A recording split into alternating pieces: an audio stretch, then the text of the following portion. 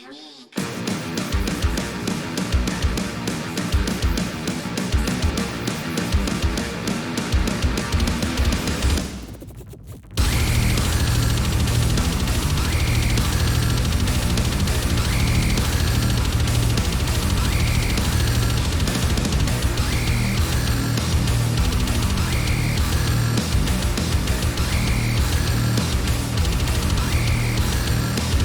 ぼれ今の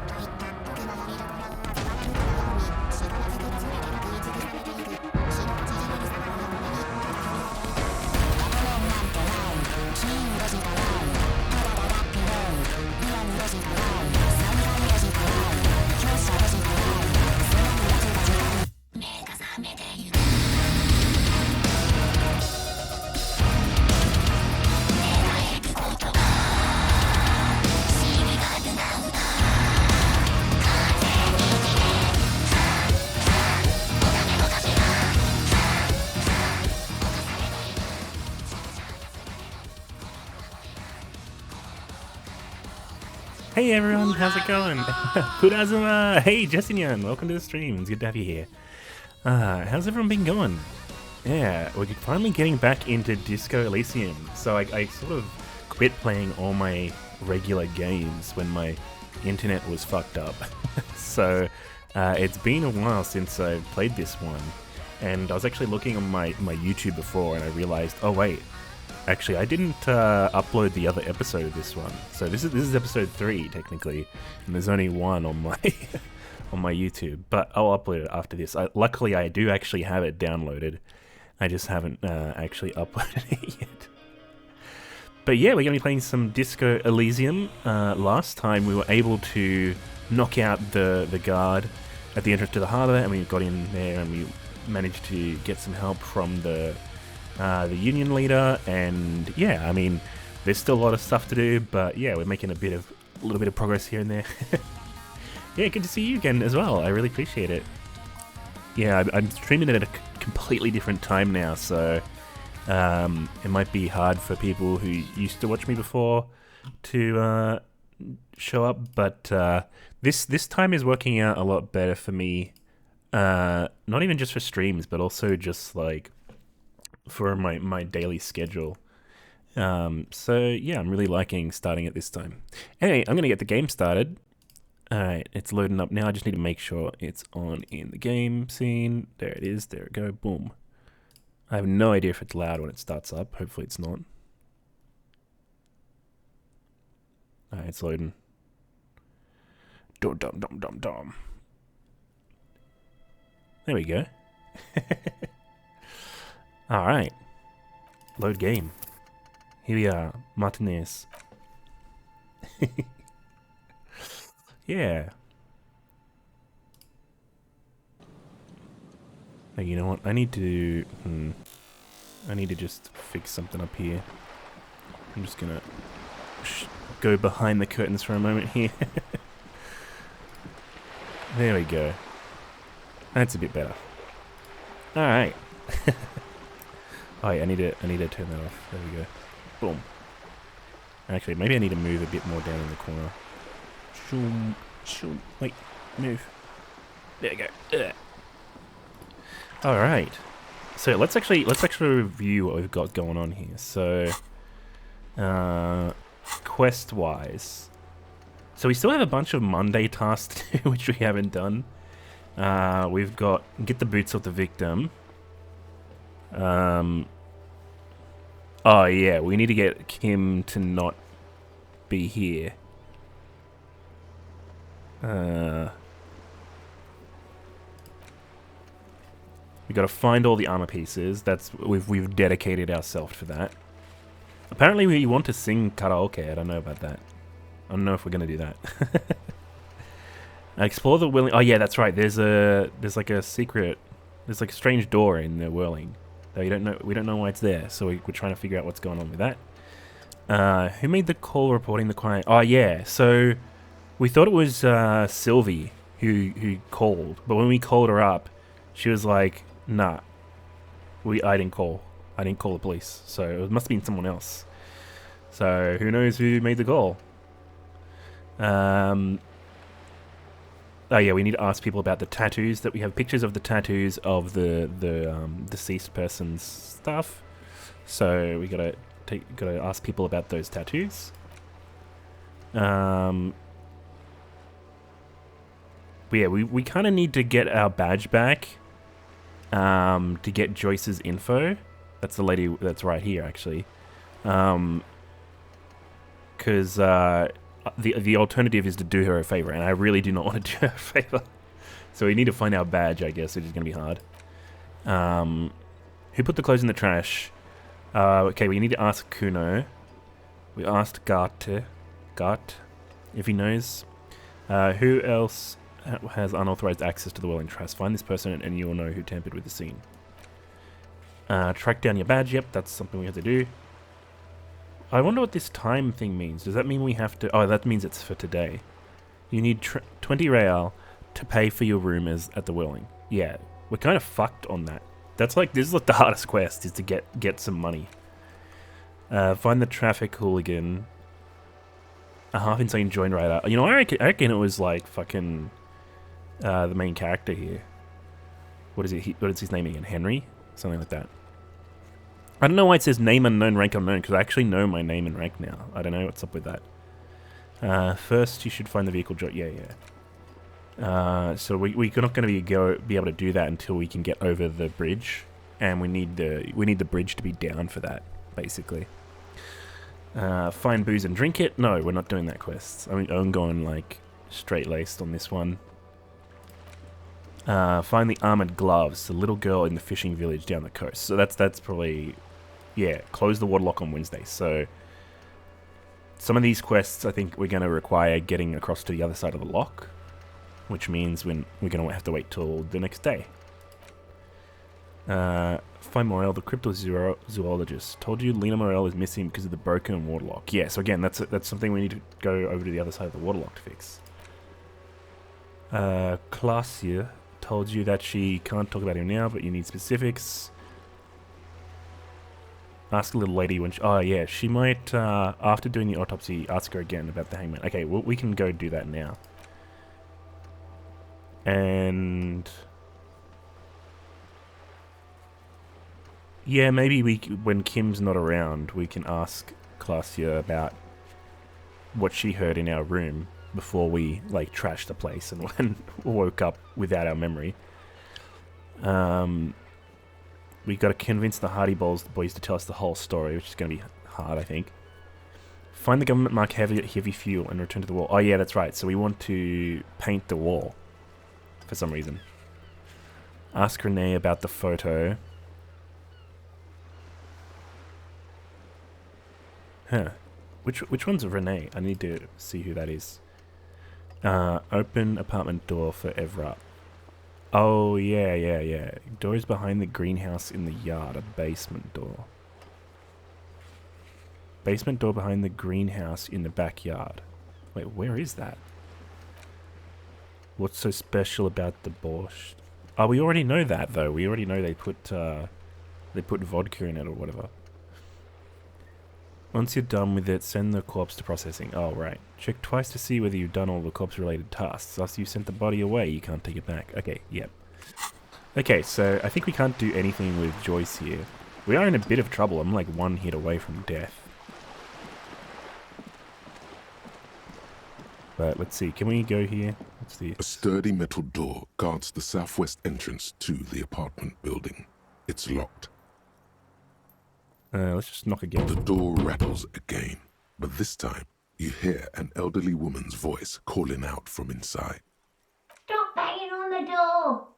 I'm not letting any more strangers inside. Hold on, who am I speaking to? Doesn't matter who I am. Now go on, get out of here. Ha! The police? Everyone knows the police don't come round here.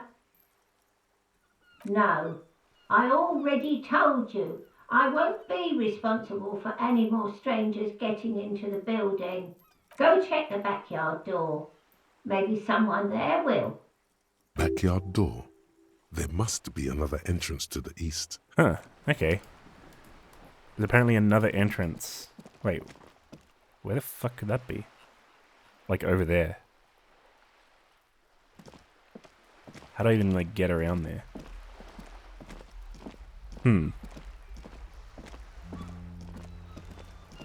Maybe there is a way over here. Also, I have no idea where the hell this thing's supposed to be. Hey, what's that noise down there? It's me. There must be another way into the building. Down here. This must be it. Oh. The basement door is weather-worn. The copper nails holding the upholstery in place have turned green from sea air, and there's a knocker shaped like a lion's head. I'm going to press my ear against the door. The leather upholstery is worn and rough against your jaw. You don't hear any movement. In fact, it's oddly silent in the yard around you. No birds chirp. We can use the key to open the door. You try to be as silent as you can. It takes a bit of rattling of the handle to loosen the bolt. Finally, the door unlocks with a small clack. Nice. Thoughts race through your head. As you hold the open door, you can feel the air moving. A little draft, a whistle. I kind of want to go in, but aren't we, for the quest, aren't we supposed to just, like, unlock it? To intimidate the occupant, right? But I kind of want to go in because I'm wondering if it lets me go around or something.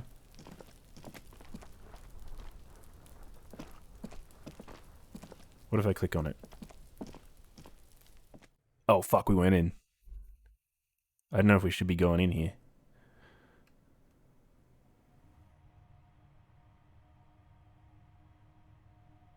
Oh yeah, excuse me, I totally forgot the loading times on this is really long. Oh, no one's here. Maybe we can loot the place too. I need the money. What's this?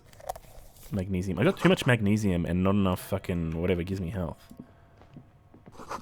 A book titled The Hidden World of Walking Sticks lies open. You can almost feel the warmth of the red sun on the flag. Whoever lives here admires fair-haired fantasy heroes with big muscles. This is the flag of Reda-Ou, the suzerainty.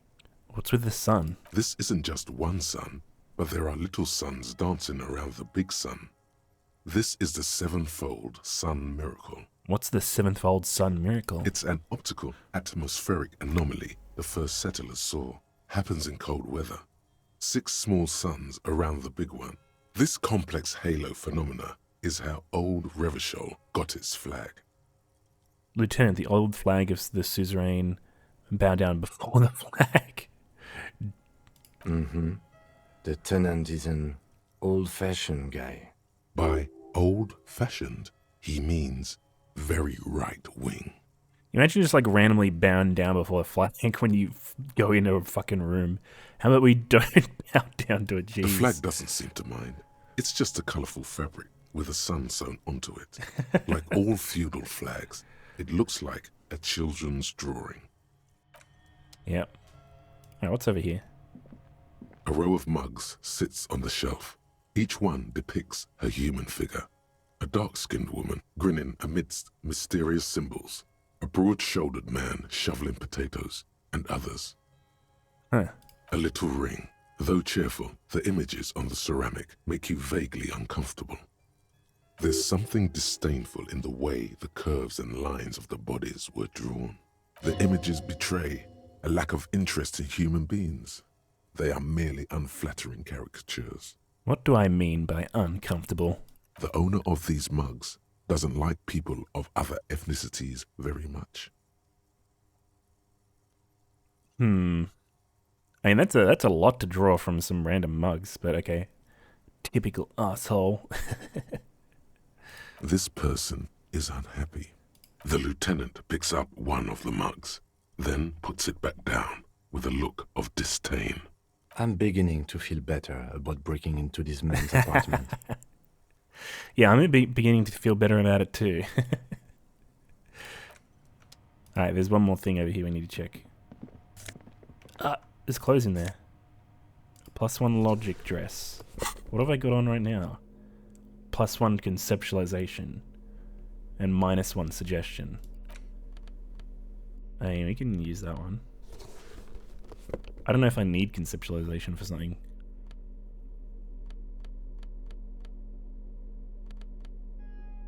Oh, this one's just a straight upgrade.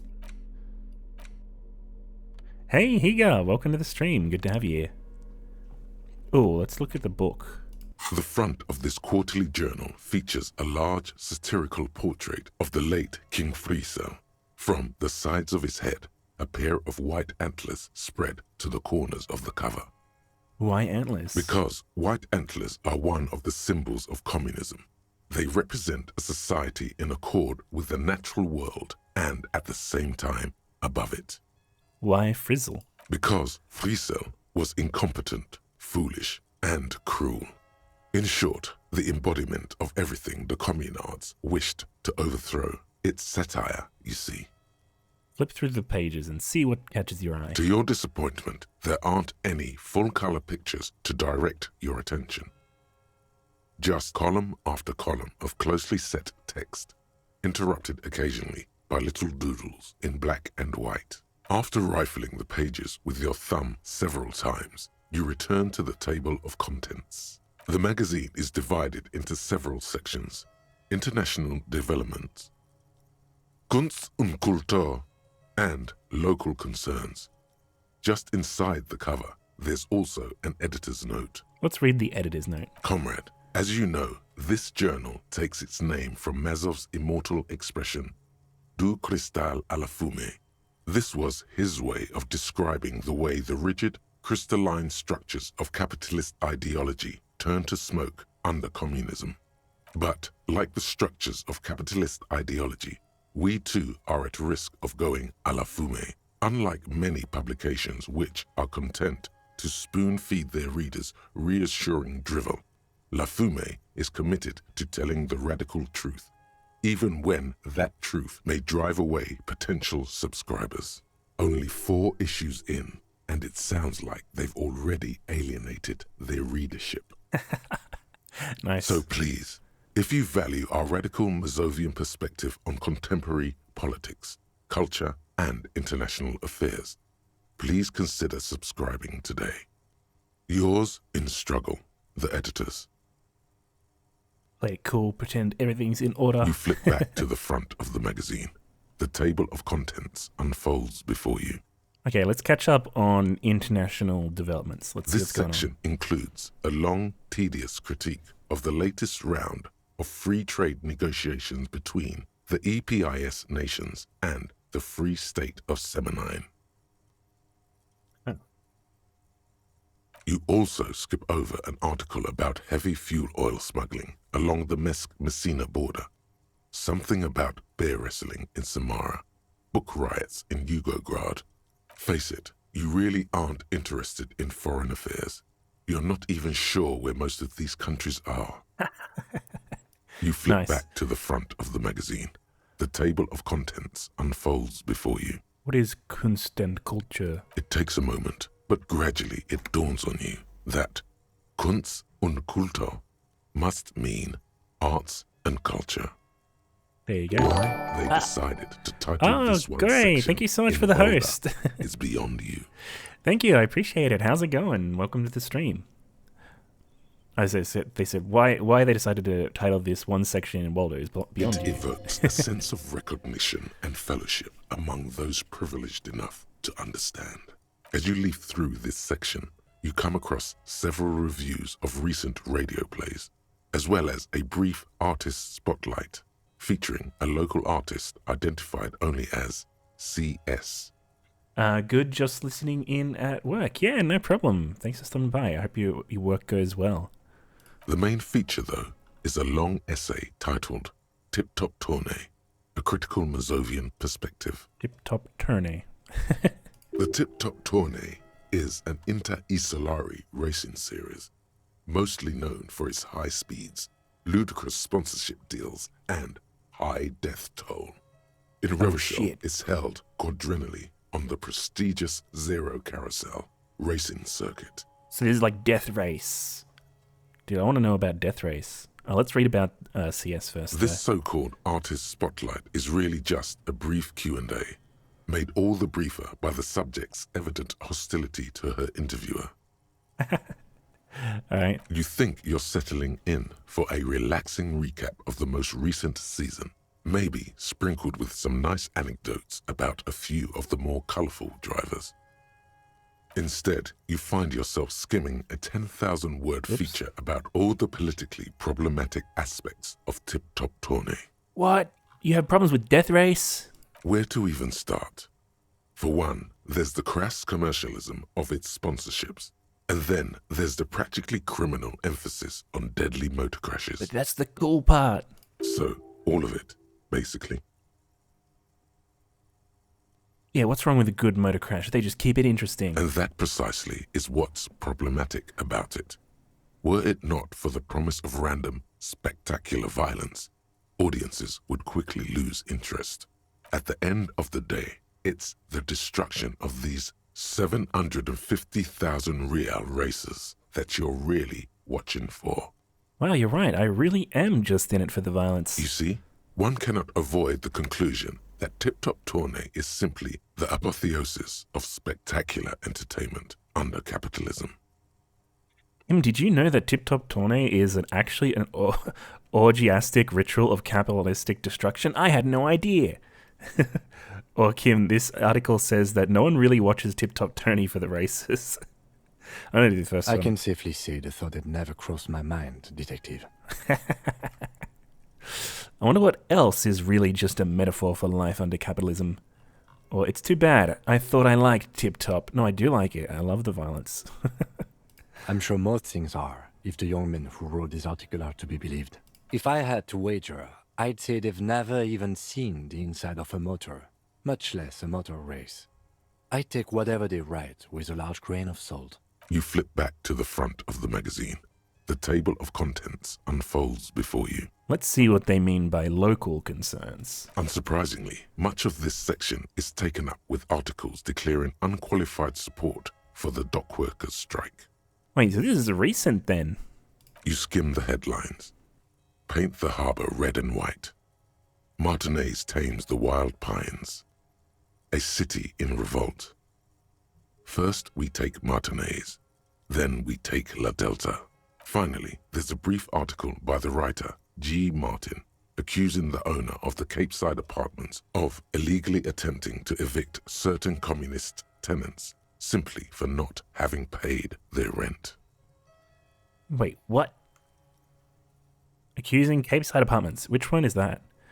Is that the one with actually, yeah, I'm not sure we've been to Capeside Apartments yet. Illegally attempting to evict certain communist tenants simply for not having paid their rent.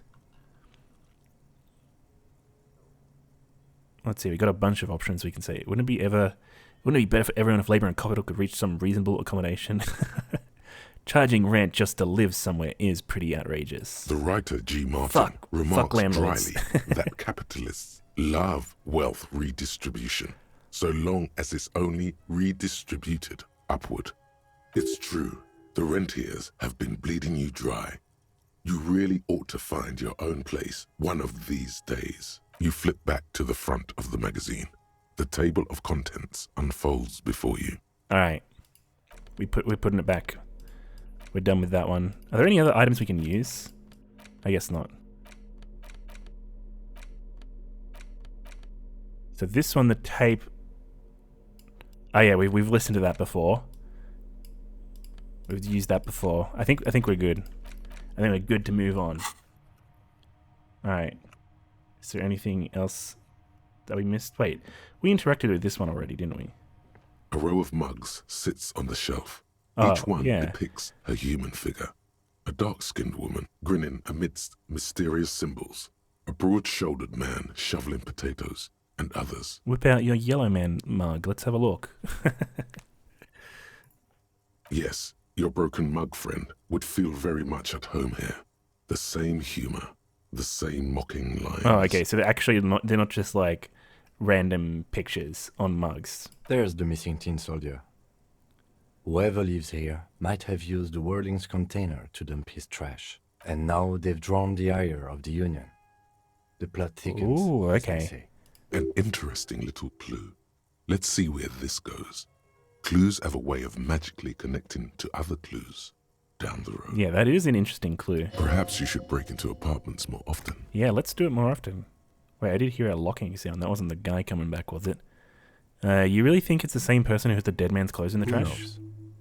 I'm not expecting too much from these clothes in the trash lead either way. It might turn out to be some random local matter, but still, a nice coincidence. You could ask Everard who this person is once you're done here.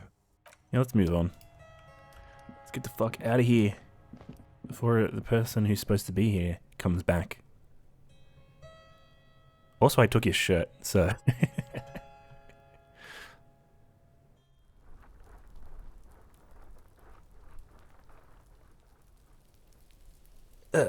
Alright. So we couldn't go through here. Can we talk to this guy from down here? You see Oh, you can. a young man Hell on yeah. a balcony nursing a cigarette. His eyes have been following you for a while. Not looking for any trouble, officer. He says in a quiet voice, despite the cold, his shirt hangs unbuttoned on his frame. Man, this guy. Why are you whispering? It already sounds like you're already in trouble. No trouble for me, I just want to know what's going on here. Too late, young man, trouble's found you.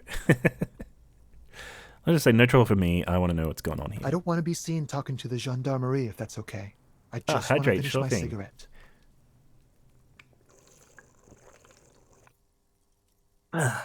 Thank you. And welcome to the stream, Drunken Salamander. Don't let him go. This could be your witness. The balcony has a great view of the whole thing. Actually, the gendarmerie really needs to talk to you. Is it really that important? Yes. Like a nervous cat, he keeps stealing looks at the neighboring windows. All right, but make it quick. Once I finish this cigarette, I have to run. Can you tell me your name? My name? My name is Martin Martinez. What? Your name's Martin Martinez. I'm not sure I believe that. That's definitely not his real name. You're not actually called Martin Martinez, are you? No, of course not. Could you please lower your voice? He scans the courtyard. It's silent like the bottom of a well, every sound captured and reflected back. Looks like you've got a good view of the Whirling's backyard. Could you tell me anything about the hanging? I can tell that you finally got him down. Thank you. It was quite a disturbing sight, even by Martinez standards. What were you doing last Sunday? Oh. You already asked me that, didn't you? No. Wait, is someone else investigating the lynching? Did you? I'm pretty sure I did it. No, not you. Some more muscular type. And when did you speak to this more muscular gentleman? It was probably me when I was like on my fucking drinking binge before the start of the game. The lieutenant takes out his little blue notebook and writes something down. Last week? I don't know. Look. He looks around the courtyard again. Old patio chairs and dead house plants litter the scene. He's an actor, declaiming a soliloquy. See how you hang on his every word? You didn't answer the question. What were you doing last Sunday? I had a friend over. What kind of friend? It was my Sunday friend. Your Sunday friend? What's your friend's real name? Did he see something? He doesn't reply, gesturing no with his cigarette. Under the dull and darkening sky, the neighboring windows stand silent. All right, we'll talk later. No. We won't. He takes one last drag of his cigarette before stubbing it out on the balcony. Now, if you'll excuse me, I really need to get going. Oh shit. We got a 58% chance of convincing him to stay. Alright, well, we're gonna do it. Oh wait, is this a red check? Have I got the red check auto fail thing on? Oh no, I'm not learning anything at the moment, so I think I'm good. Okay, yeah, well, let's give it a go. This Yes! isn't the place or time Yeah, for we questions. fucking did it. Who knows who might be watching from the distance, hidden behind the curtains? Hey, listen. Excuse me. Hey, listen. I'm just trying to make things okay. Can we meet again somewhere else? For a moment, the man on the balcony seems almost vulnerable. Something moves in the depths of his feline eyes, compassion, and a hint of understanding. I am sorry, but I really don't have the information you're looking for. His voice is soft and deliberate. With a flick of his wrist, he sends the cigarette butt sailing over the rail. But, hold on, what's that? For a split second, his hand lingers, as though gesturing towards a stone placed right next Oh, it to probably has the key front under it. door. It's a sign. Good luck with the investigation. Oh, shit.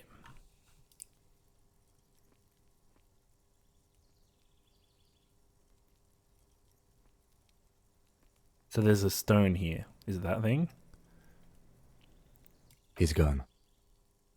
We should run after him, see where he went. No point in running. Tenements like these often have multiple exits.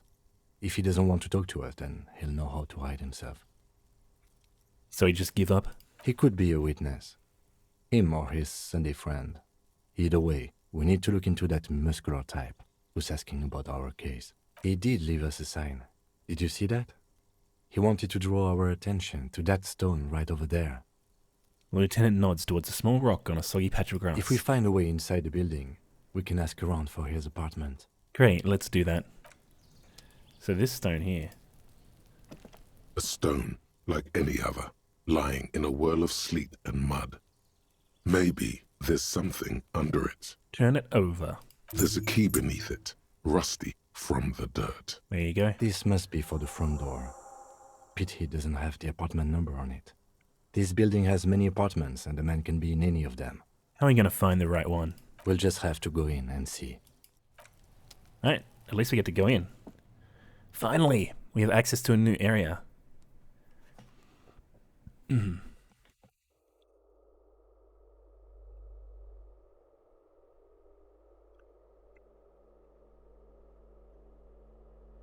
Alright. What's this thing?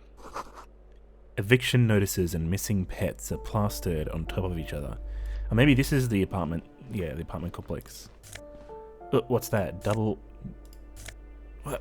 Stop. Flip up glasses. The auditor. The auditor. Gives us logic. More logic. You know, probably don't need more logic, actually. Let me have a look.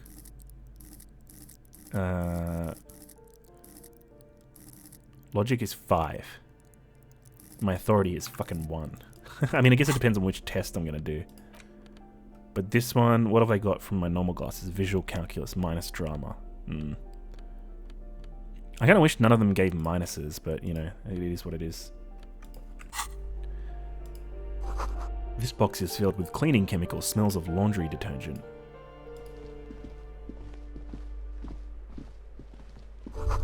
An old shoe rack, books, sneakers, and old slippers. Hey, Clavio, welcome to the stream. It's good to have you here. Good morning, friend. I hope you're having fun. Unfortunately, can't stay since I need to beat this game myself, but I hope it's enjoyable. Yeah.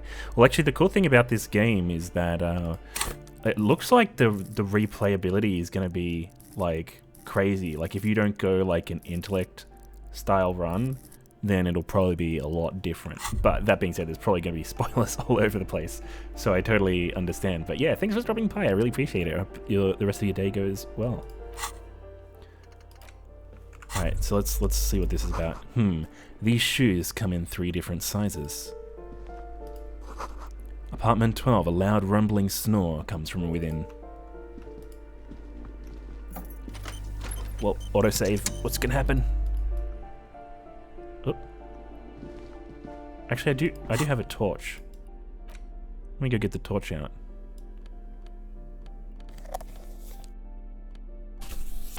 There you go. Okay, now I can see what's going on. We got some cash. I actually need... Okay, we're up to 15. We're up to 15 Reda-Ou. I'm like covering it on the side here. We're up to 15. We need 20 for the room tonight. These shower curtains are covered in some sort of slime. Ugh. It's probably Crimbo's apartment. I don't know how to like force him to run. Sometimes he just runs and sometimes he doesn't. Someone has drawn a 5-pointed star on the wall. Like someone's hiding like 4 Reda-Ou, 0.4 Reda-Ou in their fucking boots. This door has been closed with a padlock. A chalk-drawn number on the board says, number 11. Examine the padlock. It's a solid lump of metal, but the shackle is deeply corroded. A solid pair of chain cutters would make short work of it. Well, I have a solid pair of chain cutters. Better whip out those cutters. You won't get very far otherwise. I'm just gonna knock. No reply. Okay, well, if there's no reply, fuck it, we're breaking in. That's how this world works. This door has been closed with a padlock. Alright, A chalk-drawn number on the board 58%. says, number 11. Let's try it. The shackle we did it. snaps Yeah. like a twig, and the lock falls to the floor with a little thud. It should be possible to enter now. We're just breaking into this After random you, dude's detective. apartment. Why not? Fuck it. Alright, let's put the torch back on there.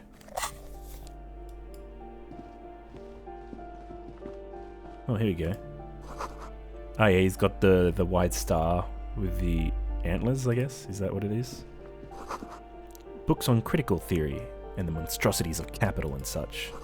Photos of revolutionaries posing with guns. Man, this is like a tiny apartment. This is literally a fucking closet right here. Okay, he's got a bullet. Nice. And a nice jacket. So the jacket gives +1 conceptualization, whereas this one gives me esprit de corps and shivers.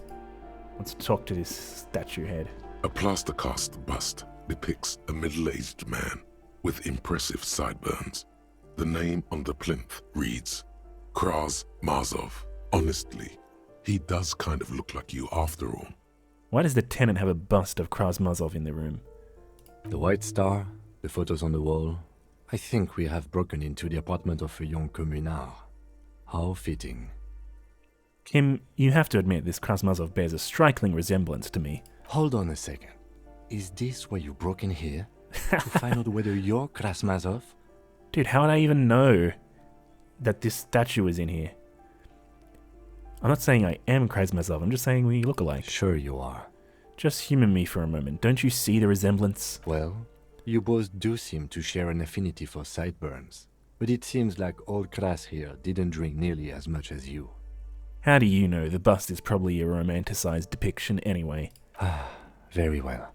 Let's look for identifying features then. Holy shit, he's gonna take it seriously.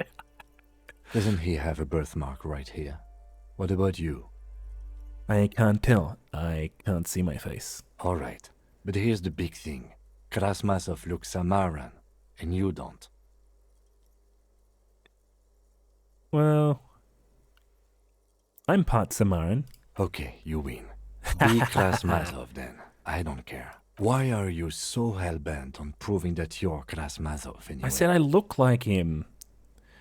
Anyway, because he was totally a gangster and a bank robber who went for all the cash in the world. That's me. Because he wanted stability and intimate. Sure. Because I believe a powerful nation state. I'm not sure, it's just a feeling I have, but I trust my feelings. Alright, Kras, if you say so. Father Mazov, the hero of the working class. Let's just leave. Oh, what was that? No, did I miss it? Oh, here it is. Revolutionaries love to pose with their guns. That's true. What's this on the floor? $4? Holy shit, guys. We're 40 cents off having our rent for tonight. You hear someone walking around inside, rearranging the furniture. The number on the panel says 10. Let's knock. The walking stops abruptly, but no one comes to the door. You can feel tension on the other side. A poor communard, from the looks of it. The room is barely bigger than a closet. Wait, what? That's a bug. That's not what it said. It said, this time the steps come closer. Who is this? Demands a female voice, wary and tense. This is the police. Open up. Do I have to open the door? You hear the clacking of heels again as the other side walks right up to the door. Her tone is now getting a defensive edge. Do you have a warrant? I'm not obligated to open the door if you don't have a warrant. Let's go. We don't have a reason to get inside that apartment. I want to see what's in there. It's generally easier to do things if you have literally any reason. Hey, whim is reason enough. Is this it? Wait, what is this? Postcard, Boogie Street 46 rather. 1990. We're literally 10 cents off our rent. Apartment 8, their mailbox is overflowing. Hello. Give me a moment. Oh, it's this lady. It's a lady who wouldn't let us in before. An elderly woman is leaning on her broom, and her knuckles are white as bone. She seems to have difficulty breathing. The cold never does any good for my bronchitis. She sneezes into a dirty handkerchief. Hey, you alright? Should I call a doctor? I'm fine. Fine. Don't you worry about me. She starts coughing, red spots appearing on her cheeks. You're still worried. It's very worrying. Now, what do you want from me, policeman? She's the cleaning lady. She knows the floor plan and the residence. Who are you? I'm no one. Just an old woman who cleans these hallways. Do you live here? If you can call it living. What? I have a little room Upstairs, right next to the coal room. Says she spits on the floor before wiping it off with the broom. Good job. It's barely bigger than a closet. But I don't complain, no. I have my bed and my aching bones to keep me company. And that's all I need from this world. And all she gets, too. The coastal wind beats down hard on the coal room door outside. Splashes of waves make the balcony slippery. She hasn't spoken to anyone for a while. Even her sentences feel rusty.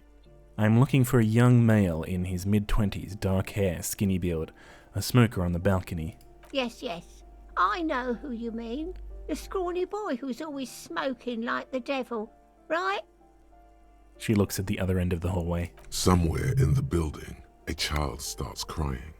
You hear a radio tuned to a talk show and someone taking a shower. What's he in trouble for? No trouble, I just want to talk with him. Do you know where he lives? Talk? Oh, jeez. The cleaning lady starts laughing, but it turns into a violent coughing spasm. She squeezes her broom, trying to catch her breath. What was so funny about that? He lives upstairs in room 28. Go to the balcony. It's one of those doors there. He's usually home in the evening. Thank you. We should go check out his apartment on the balcony. See if he's home. I have a few questions about those apartments. Ask away, policeman.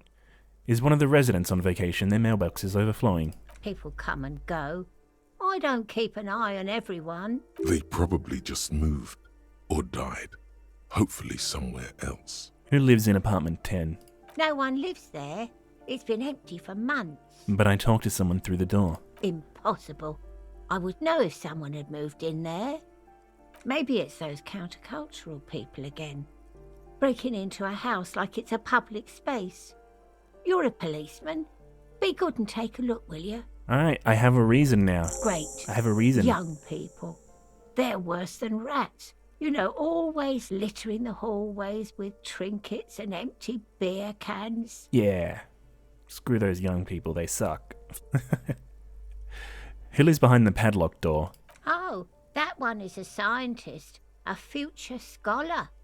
Suddenly the lady's face is beaming. I think he studies astrology at the community college.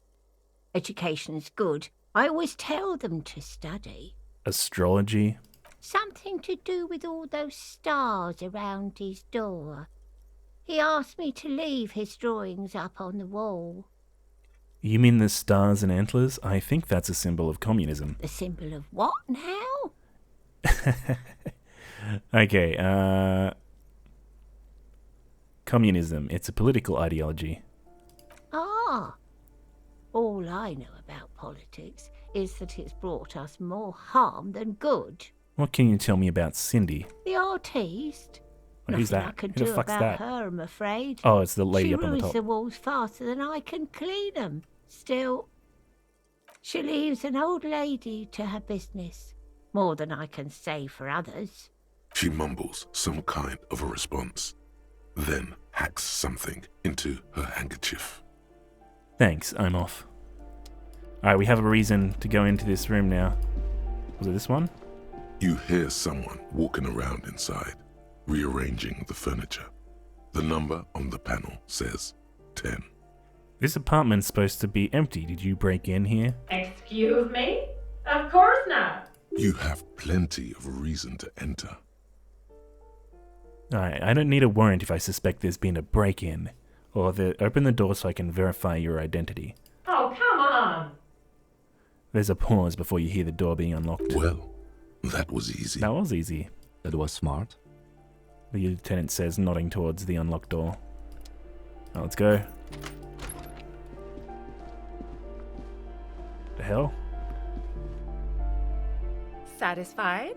My name is Marielle Charpentier, and I'm an agent with Martinez Realty Associates. I am not breaking in, as I have every right to be here. The keys, see? She jingles a set of keys in her hand. Her voice is really cheerful, despite her obviously hating you. Do you want to see my ID as well? You can't legally ask for it, but why not? Want to see my residence permit too? She fumbles through her purse, fishing out a paper-clad passport. I don't need to see your ID. I just need to ask you some questions. Let's inspect the passport. It feels flimsy in hand, with the words Revachol Zone of Control written under a nondescript municipal logo. There's a picture of her with shorter hair inside, along with all her personal details. Nice haircut. Thank you. Do you have any questions? I need to be back in Midtown in an hour. What are you doing here? I need to get it ready for the next lease, but as you can see, the previous tenant completely trashed the place. You call this trashed? Man, you haven't seen my room. Sounds like they knew how to have a good time. Reprehensible. Who lived here? I fuck shit up too. Ha! Sounds like you've spent too much time undercover in some rock band. 23k points? Jeez, that's crazy. Great. I need to, do some crazy redeem or something. It's not a compliment. Who lived here? It was some kind of a moribund old man who used to be a business owner. You'd think they'd make rent. She stops, hesitating. But that was months ago. Anyway, was there anything you wanted, or is that it? I'm in a hurry. Isn't it a bit late to be working? It is. She breathes in and out. To the count of 3, it looks like some special stress release technique before she continues. Everyone says the real estate agents don't do anything. But here I am in the middle of the night cleaning up someone's crash pad. So the sooner we get this over with, the better. I glimpsed a foreclosed apartment down the hallway. Oh, that's another huge mess. The former tenant owes us 3 months of rent. 3. We closed the apartment and planned on auctioning off the valuables, but... And again, I have no idea how stupid mistakes like this can even happen. But Ron, when he came to close the door, didn't close the neighboring door. And there's a hole in the wall. A hole in the wall. Can you believe it? And then the tenant ran off with his stuff. He's gone. The money's gone. Just like that. The sum must have been puny. My money has also disappeared, I think. Stretch shopping. Oh, Frexel, thank you so much for the raid. What were you guys up to? Purazuma.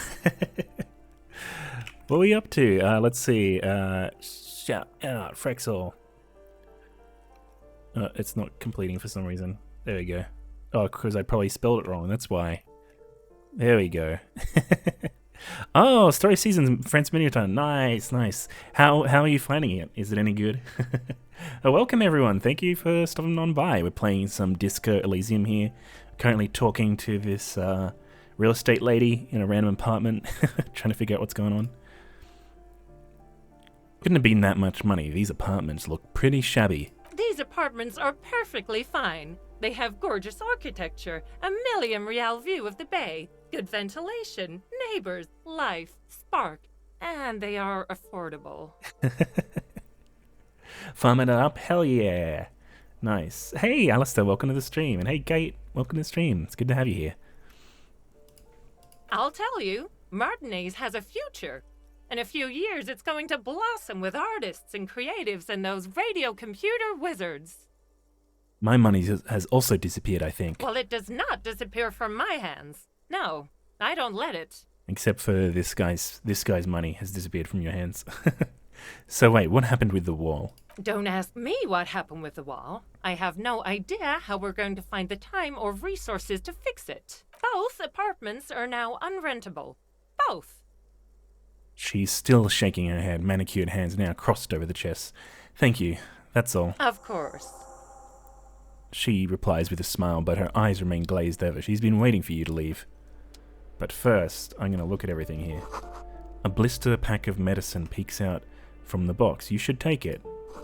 Looks like a fine mattress. Yo, shoes! +1 to indirect modes of taxi. Wait, what? I'm going to steal that anyway. +3 God damn it. I'm getting too many drugs that give me, like, morale, but I want stuff that gives me health. She's so rude. I wish I was a radio or something. Radio, computer, whatever. Yeah, the computers in this are funny. Well, wait a second. What's up with this boot that I got? Indirect modes of taxation. What is that? Is that a thing I have? This is like a completely different stat that you haven't gotten yet.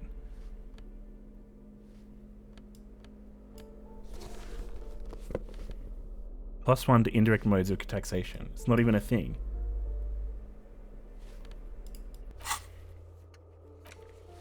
It's just like a reference to Rantis or something. Oh, here we go. We got another problem we can think on. So we lose rhetoric for 5 hours. There's something you can't get out of your head. Krasmazov, the father of scientific communism, the premier of the Communist Party of Shestangrad, during the anti-centennial revolution, head of the 11-day government, sideburn-toting, bearded figurehead of the movement, shot himself in the mouth and died. One day in his cabinet, as things were collapsing around him, just gave up. That's not good propaganda, is it? Be a communist, shoot yourself in the mouth. Something about this irks you. Alright, let's think on it. We got... I think we have... Wait, no, I need to unlock a slot. Shit. How many points do I need to unlock? I guess I don't have any points, do I? Well, we're at 90 out of 100 experience. Maybe we can unlock one soon. The luxury of fine things. Just look at those black monk straps. After spending an entire day hustling, who's to say that you didn't deserve a pair of ridiculously expensive shoes on your tired feet? Oh, this is the shoes that I just put on. Alright. I don't know, should we think it or should we not think it? Discard the thought and the shoes, or you're right, beautiful things do make people happy. Now let's get rid of the shoes. Fuck that. Let's hope no one saw you wearing these outrageously expensive and ultra-liberal shoes. Yeah. And now we don't have any shoes on. I guess that's what that meant. Alright, what's this thing? Note reads, foreclosed by Martinez Realty Associates. It's on the balcony here. Oh wait, this is where the this might be where the girl is. Mightn't it be? Oh no, this will be just the front area that the cleaner lady wouldn't let us in, right? Yeah. Oh wait, no, it is up on the top. So this is where this girl is. Alright, what's up? Ooh, the piggies have learned how to saunter up staircases. I didn't think you could do that with hooves. But here you are. That's right, we've evolved. Yeah, I can see that. Cool mutations. Oh, she doesn't have anything extra to say. Alright, fine. We'll go inside then. But yeah, I'm having a lot of fun with this game. It's super cool if you like talky computer RPGs. There's not really like any combat in this. But lots of exploring and talking. Someone's been sleeping here recently. Cindy? Maybe. There's pants in here. Electrochemistry. So wait, what do our current pants give? Oh, they give electrochemistry as well. But this one drops reaction speed and the other one drops savoir-faire. I don't know what it is. Let's put it on. Boom. Now we only have a -1 there. We have a -2 authority. Wait. Where's my minus authority coming from? Oh, it's from the fucking ledger. You can take it off. It's not really a big deal. It just matters what tests. The pockets I'm of coming up these to. new jeans are perfect for sticking your hand into. Makes you look cool, calm, and collected. As your hand enters the pocket, your fingers brush against something soft yet crinkly. Alright, let's take the item out. Hey, it's a chewing gum wrapper. It reminds you of the fruity juice of apricots. You should inspect it closer if you have time. Something about the wrapper's texture is familiar. And it's going to take like 3 seconds to inspect it. By the way, the raw materials were most likely exported from Seaguy, the apricot suzerainty, and processed in sur-le-clay into the apricot-flavored chewing gum loved by kids of today and yesterday. Something about it is familiar, and not only to your fingers. Alright, let's have a look. Yo! A gleaming chewing gum wrapper found in the pocket of a labourer's jeans. It gives off an ever so faint scent of apricots. Your mouth starts watering. There it is again. The scent of apricots with a touch of cinnamon. Smells like the end of some distant summer. The surface of another planet, or some ancient temple. Ancient temple? Yes, from the height of antiquity. A long, long time ago. Millennia ago. On an island of time you can never return to. End of summer. The sun sets into the sea, but the water does not boil. Instead, it turns to liquid gold. For a moment, the world's store of precious metals seems to increase dramatically, and you are rich. There is a movement next to you, the shuffle of a small coat, warm like the evening. But when you turn toward it, there's nothing there. Where'd it go? Why are you talking to a gum wrapper? Take a deep, deep breath. Bitter, citrus, sweet. It seems to grow stronger, like a glow, with every breath you take. Whatever petrochemical byproducts they used to create this artificial flavor have bonded tightly to the wrapper. Or is that just your memory filling the gaps? Until a blossom of skin and flower petals erupts behind your closed eyes, made of toffee, cream, and distance. You just had to take a dive. Feels so familiar. The wrapper away. Wait, we got a thought about that? Apricot chewing gum scented one. We'll lose some reaction speed. It takes 5 hours to think it. You have found a trace of entity who's been stalking you across the plains. The gloom stalker, the conglomeration, the shadowy organization behind your downfall. Possibly connected to the dreaded X something. Granted, it is possible to determine its true identity, but you can remember where you first smelled its treachery. Yes, use the Tutti Frutti gum wrapper. Reconstruct the day you first breathed in her untrustworthy atoms. I'm going to run out of thoughts, I think. Enough coal to last for several winters. Smell of chemicals. I don't know if you could last several winters with that much. I'm not going to lie. That does not seem like very much. Like not enough to last one winter, I would even say.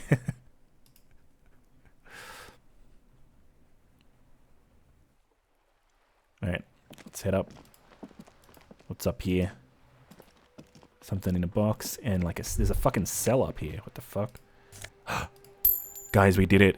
We're at $22. We have enough money for the rent tonight. Above the tarps flap in the wind. Forgotten hammers and nails rust. The door is locked. You can't get in. The chair's new. Someone lives back here. Huh. I want to ask her about it. Maybe she knows. Hello again, officers. Have you come to admire my mural? Is that bed in the coal room yours? Ooh. Not only have you found my address, you've discovered my biggest secret. I'm a coal miner. Really? You're a miner? Yes. I keep hoping a shaft will collapse on me, but somehow it never happens. Don't you have a real home? Does anyone in a city like this? Yeah, it's not the nicest place, but I guess it'll have to do. It doesn't have to do anything at all. Nothing does. Like me. Right now, I'm doing nothing at all. The inspiration will come to her once hell is set loose on the streets. It's too calm right now. Cool. I have other questions. Shoot, Piggy. No, we didn't. We didn't have any other questions. Don't lie. What if I go all the way to the edge here? Do I get to see... Ruination has come. The broken arches betray the once grand history of this building. It towered over the harbor until it happened. Form a guess about what happened. A great force from the northeast fired into the city. Heavy artillery shelled the coastline. Fired from the water. A straight shot into Reda-Ou. The tenement acted as a defensive wall against the worst of the shelling until it was destroyed, and they had a direct firing line. Hey, Alistair. Purazuma, indeed. Take in the ocean. The waves of the Martinez Inlet roll over the fallen remains of the building. The dark waters obscure the better part of the remains. What didn't fall into the ocean was used as scrap. What wasn't used as scrap was thrown into the ocean. Look at the ruins in the water. Those arches acted as support for something greater than what you see now. One of my tasks was complete. You did it, you pulled it off. Only 3 stories stand where 9 to 12 once did. Restoration has failed. What the shelling took out was never rebuilt. Underwater, iron helmets have sunk deep into the sand and the mud. Helmets of soldiers, and their finger bones too, and clavicles, littering the ocean floor. Who did this? This damage? A fleet, the combined armies of Occident and Grad, with Mesk volunteers, a 5-nation army, hundreds of vessels. They massed airships further down in the Bay of Revachol. The artillery was so powerful. The ships not only required gyroscopic stabilization, they were anchored into the ocean floor as well. Many are still there to this day. If you squint, you can just barely see the shadow on the water, far in the northeast. Cannons still ready to placate Revachol. Whoa. Coalition warship Archer can shoot 50 shells a minute on 20 co-aligned archers. They will reach the city in 58 seconds. Holy shit, that's cool. Hey Kim, do you know who shelled our city? The Coalition. But that was a long time ago. I think we should move on. It's chilly up here. He does not like talking politics of this kind. Time to go. Alright, let's head back in. How do we even get up the fucking... Oh, wait. No, how do we even get up? I guess when we entered the door at the on the other side, we sort of went up the stairs or something? Because I don't think we went up any stairs here. Yeah, see, these stairs go down. Oh, these stairs will go down. Okay, that'll go down to the front exit. Okay, let's keep going. Oh. A shift in temperature. The air chills around you. Dust settles on the stony floor. Rub your sides for warmth. A former architect stands before a slice of window, a room plan in her hand. A cold wave has made the air in the building stand still and frozen, Her with face. temperatures falling down to minus 20 degrees Celsius. Her face. Is red from the cold. She's breathing on her fingers, clasping the plan. Traces of sadness are visible in her expression. The plan. Faint pencil lines on paper depict the same place, but a missing eastern wall connects the room with the neighboring apartment. Ideas for arranging the furniture have been jotted down. Look around yourself. It's clean and empty, with new tapestry embellishing the walls. A standard HB graphite pencil has fallen off a 3-legged stool in the middle of the room.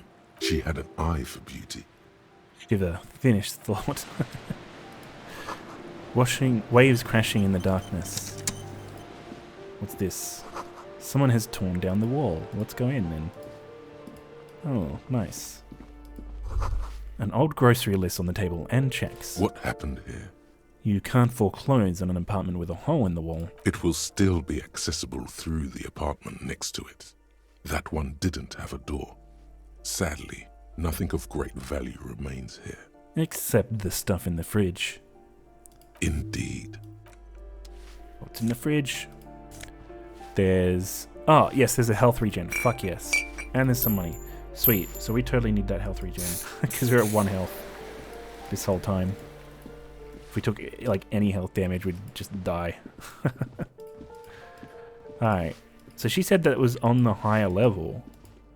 But was there any actual way to get up to the higher level from other than that outside balcony area? And we couldn't even get access to the... That isn't just a 5-pointed star. It's an inverted white pentagram cradled in a wreath of antlers.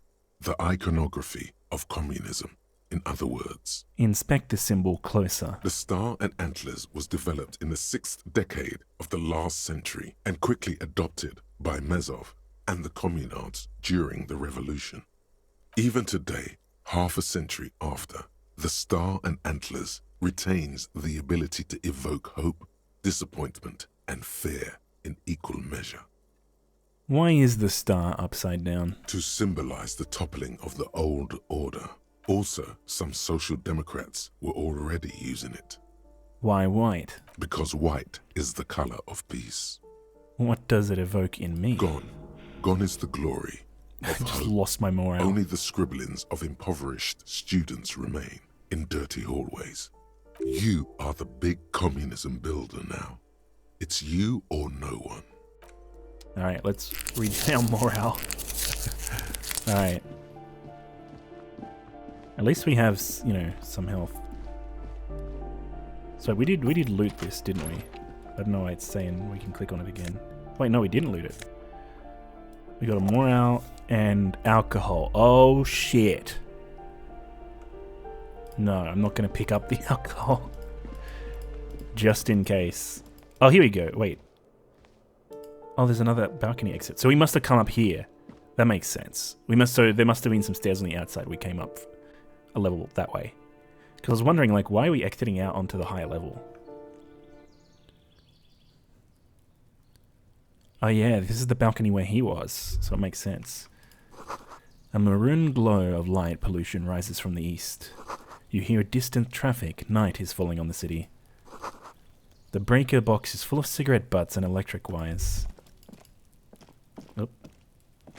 I like barely made my rent by the end of the day here. Why is it saying... Oh, I was just holding down. Just the door. Nothing for you here right now. Well, that doesn't do anything. What's this thing? Why is there so many, like, prison grates here? Someone's growing rosemary, thyme, and a cactus. So the door, department 20, 29, and 30. Complete silence. Whoever lives here isn't home. Voices from within, singing along to some buoyant dance track. Well, this is this guy's one, so let's go here. This door is made of metal and appears to be reinforced. Someone here really values their security. Number 28. This is where the cleaning lady said the smoker on the balcony lives. Let's see if anyone's home. Knock on the door. No one answers. Looks like the young man we are looking for isn't home. What? I think our best chance to catch him is in the evening. What? It is the evening, sort of. It's night, I We guess. should return tomorrow after we have finished with our day's work. How about 9 p.m.? Sound good? We literally missed him by like a fucking hour. What do you mean? The smoker on the balcony. This is why we're here, right? He might know something about the murder. So tomorrow 9 p.m.? This is bullshit. Like what, he just Suddenly, fucking He's a disappeared. little worried about your memory. He just like disappeared. He's like, he was home for an hour and then he just left. Don't and now he's worry. off doing something. It's mostly all still here. You can remember things. You got this. Sounds good. Tomorrow, Tomorrow, 9, I guess. 9 p.m., right here. Apartment number 28. Good, let's go. Damn. Turns out it's quite tricky finding someone in a big apartment building. Don't worry. You'll get him. Remember, tomorrow. He's probably gone for today. That's bullshit. He literally just walked up here like 10 minutes ago. Alright, so we gotta fucking, yeah. Come here the next day. But we gotta remember to do it at like exactly 9. Well, hopefully the characters will remind you. Hopefully they'll be like, hey dude, it's like an hour till you gotta go meet that dude up on the balcony, so better hop to it. Otherwise I'll just fucking forget. Alright, but now we've done that, we can get out of here. We need to go talk to that stupid little fucking kid. Boom boom boom boom boom boom boom boom boom boom boom boom boom boom boom boom. Alright. Let's go and talk to this kid. Come on, run. Speed run. I don't know how to force the character to run, because sometimes he's just like, no, I'm gonna walk. Run, run, run. I want him to run. Should run everywhere.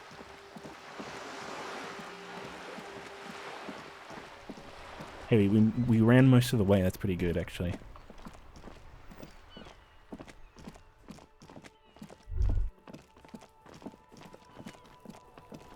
Alright. Fuck, does Kuno care? Oh. Okay, never Kuno mind. doesn't we're all good then. So let's check out what tests we have. Legendary, formidable, challenging. Challenging, legendary, challenging. Oh, medium. Which one's the medium? Oh, it's the become a racist one. Wow, why is it so easy to become a racist? Alright, we might just have to call it for the day. I don't think we're going to get much else done. And tomorrow, the lock on the river unlocks, so we can totally do all that shit.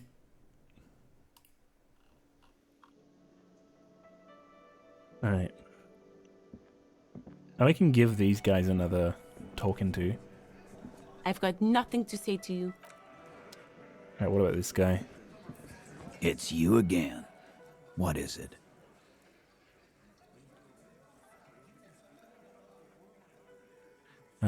Okay. We can't do that one. Let me go! Should probably take off this fucking, thing. Let me put this back on. There we go. Alright. What about this guy? What does he have to say?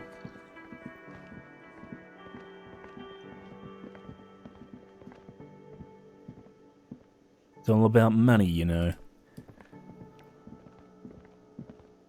What's this lady want? I need to find her husband, don't I? Oh, hello, dear.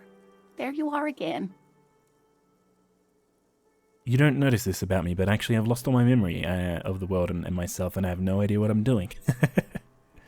Tell me about Morel, looks, character, your relationship. Oh, dear. I'm not sure where to begin. What does your husband look like? Well, his expression is slightly grumpy, but his eyes are always bright and curious, like a small boy's. And his palms are quite coarse from all the field work, but he's quite gentle. You can't go around Reda-Ou feeling grown men's hands. If you want to find her husband, you'll need more concrete information. It's always a challenge to describe the person you know best in the world. Let's try again. Why don't you try describing him as you would one of your cryptids? Oh, well, he's a bit shorter than you, but with a larger frame, and he has longish white hair, usually a bit uncombed. You might say wild, even. The lieutenant pulls out his notebook and begins jotting down the woman's description. One other thing, he'll likely have all kinds of field gear on him, even if he's not out in the reeds, you know, just in case. How long have you been married? We'll be celebrating our 16th anniversary this autumn. Not the most numerically satisfying anniversary, but I like the less obvious milestones even more somehow. How did the two of you meet? Via dating agency, I'm ashamed to say. I was looking to get back into the scene after recovering from my accident, and he'd just divorced. We hit it off, and, well, here we are. She's skipping over some important parts. Perhaps you'll find out more later. I think I have all the information I need. Let's move on. I hope I've been useful. Alright, that's all for now. I'm pretty sure we can't just, like, bash down this door. You see a heavy... It could be... No. Alright. Let's talk to the dude and give him the money for the apartment, I guess. Can I help you? About my bill for tonight. Got the 20 real? Yeah, 20 real for the night. Good. You got the room for the night, but remember, you'll need another 20 real tomorrow. God damn it. I wonder if he's used that money I gave him for the repairs to actually repair the room. Probably not. Hey, Foucault, welcome to the stream. It's good to have you here. How's it going? Just playing some Disco Elysium here. We're about done on the second day. Trying to figure out what the fuck's going on. Alright, can I tell him to, like, go to bed or Yes. something? You seem to be following me. Excuse me? Nothing, just an You observation. have a distinctive way of walking. If I were to walk in front of you, we would surely collide. He sounds like he has something in his throat. Yeah, a lot of the characters do. A moment passes. Alright. Let's go into my little room here. See you in the morning. Why is this suddenly here? Empty cassette case. Okay, he just went to The fan stands still. he just went to bed, so we can go sneak out now.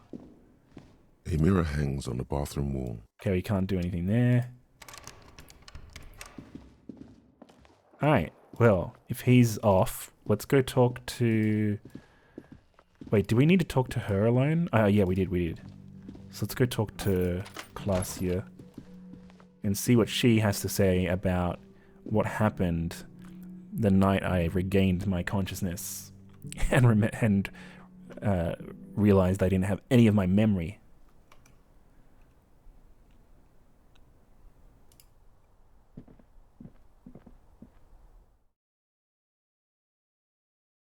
Oh, what? Sleeping after 9 heals your health and morale. Fuck. I just used up a whole bunch of items to heal myself up. God damn it.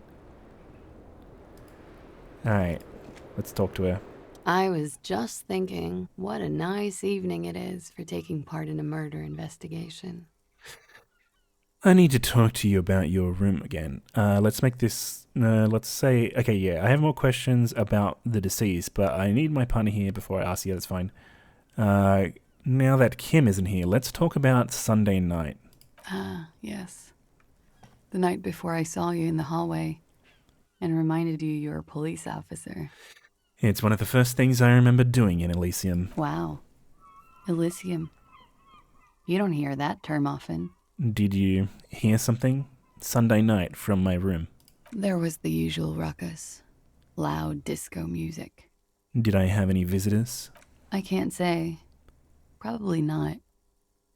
Sounded like you were flying solo. You mentioned loud disco music. Oh, yes. Various artists. Ostentatious orchestrations prime among them. She arches her eyebrow, waiting for it to connect with you. Oh, that? Yeah. Whoa. The less said about OO, the better. OO were huge where I come from. I was very young then, of course. Like 7. Life gets hard, but we go on. Yeah, we go on all right. I don't know about that. At around 2 o'clock, the disco stopped, and there was a change of pace. What happened? A slow, sad song started playing. Like organ music on repeat. That went on for quite a while. Some of that time you were yelling along to it. Was I singing this? Show her the empty case of the smallest church in St. Science. Yes, there was a church in there. A really small church. Like the smallest, saddest church in the whole world. It was about that. And also... Can we pull off genocide path? I'm not sure we can do a genocide path in this game. There's not much fighting or killing. That it doesn't matter anymore, and that we're alone now. It was difficult to tell. The song itself was very quiet and soft, but you sounded like a wounded boar, sir. It was hard to understand what you were singing on top of it. Hey, Crunkle! Welcome to the stream. Amazing. Good. It's good to have you here. When you say wounded, do you mean like in a cool way, like a wild beast? Then what happened? Then you started screaming and trashed the place. That's so me. What did I do? Are you sure I wasn't being assaulted? No, it didn't sound like there was a fight. It sounded like someone was trashing their room. She takes a sip of her coffee and smiles. A window was smashed. The tape player, probably. The song stopped. And furniture, too. A real destructathon. There was screaming. Then I think you passed out. Was there anything else? There was. I think you screamed that you didn't want to be this type of animal anymore. I may have misheard, but it was sort of memorable. I went out afterwards. Everything was quiet by then. Around 4 or 5. And that was it. Thank you. No problem, sir. Let's see. I need to talk to you about your room again. Yeah? Where does that door lead to? Point to the door on the roof. I have no idea, officer. I have other questions. right. Let's talk more about this so-called assault. Not my favorite topic, but okay. How How about we, change the subject to something more lighthearted now? Let's 17% chance to be able to look this girl in the eye. Legendary test. Let's try it. Just like Nope, the last failure. time. Light brown eyes look back at you. All is as it was. You feel cigarette fume rise from her lips. She's just as beautiful. Don't worry. We will protect you from her beauty. We will consult you through the reefs and sounds of her persona. We will see through deceits. You are shielded.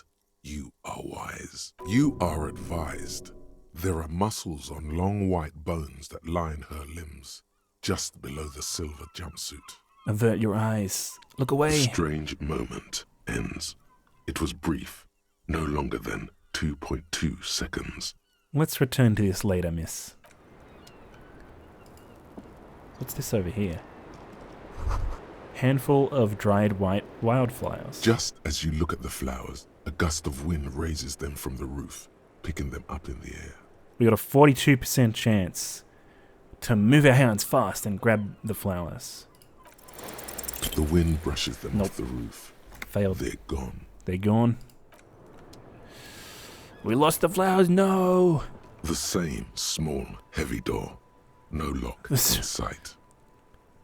We've got a 3% chance to kick this thing down. I think it's going to hurt us if we do it. Wait, we're about to go to sleep anyway, aren't we? Let's try and give it a kick. Ugh. You kick it, gung-ho style, entering the premises style. But the door fails to respect the force. All you hear is the bar rattling inside, laughing at you. All right. Let's trash the place. Yeah, that's what I was trying to do.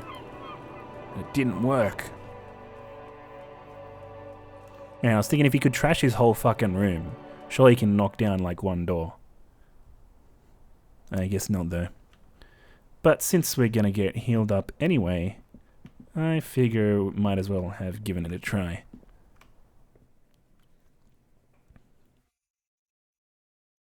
Alright.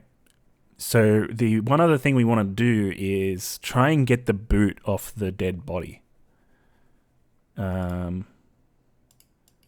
Although that also might take my health actually, now that I think about it. What if I lose 1 health from trying to take the boot off the body?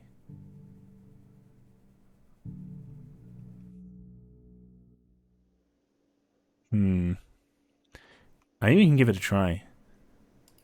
I can't remember like how I did actually die once before, and I think it goes back to your save, so we can save before it, I guess, and then give up if we can't do it.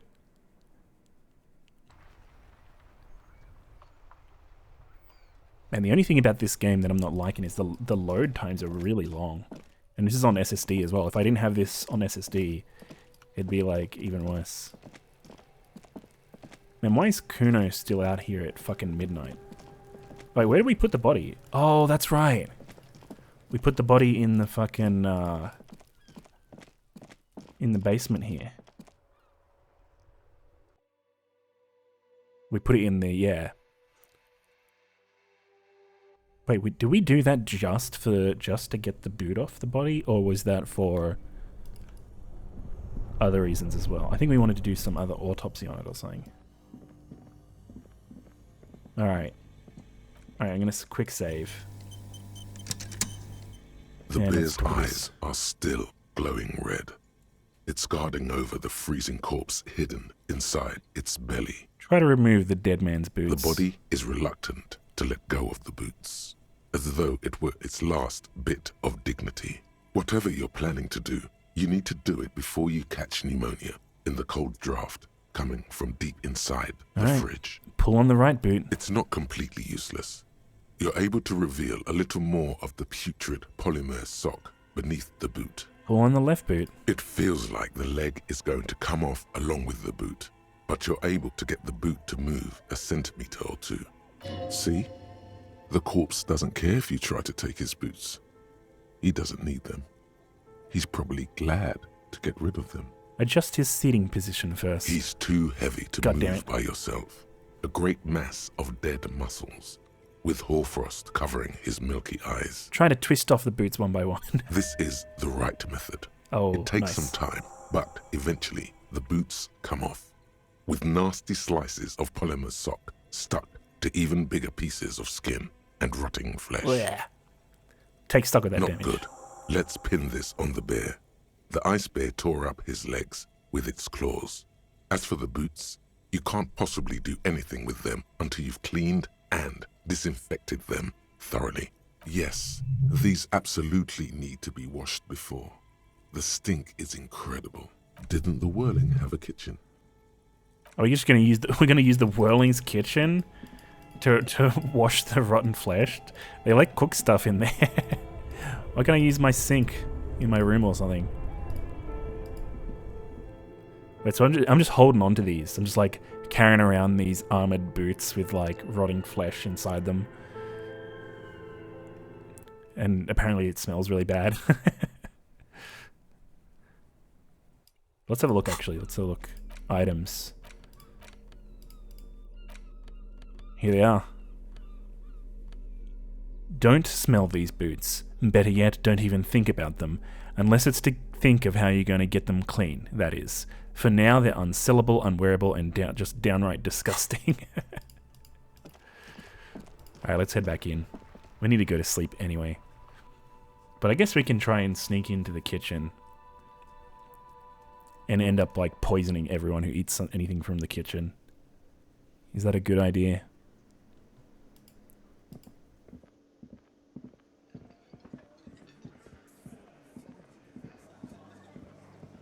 Oh, here's a bucket.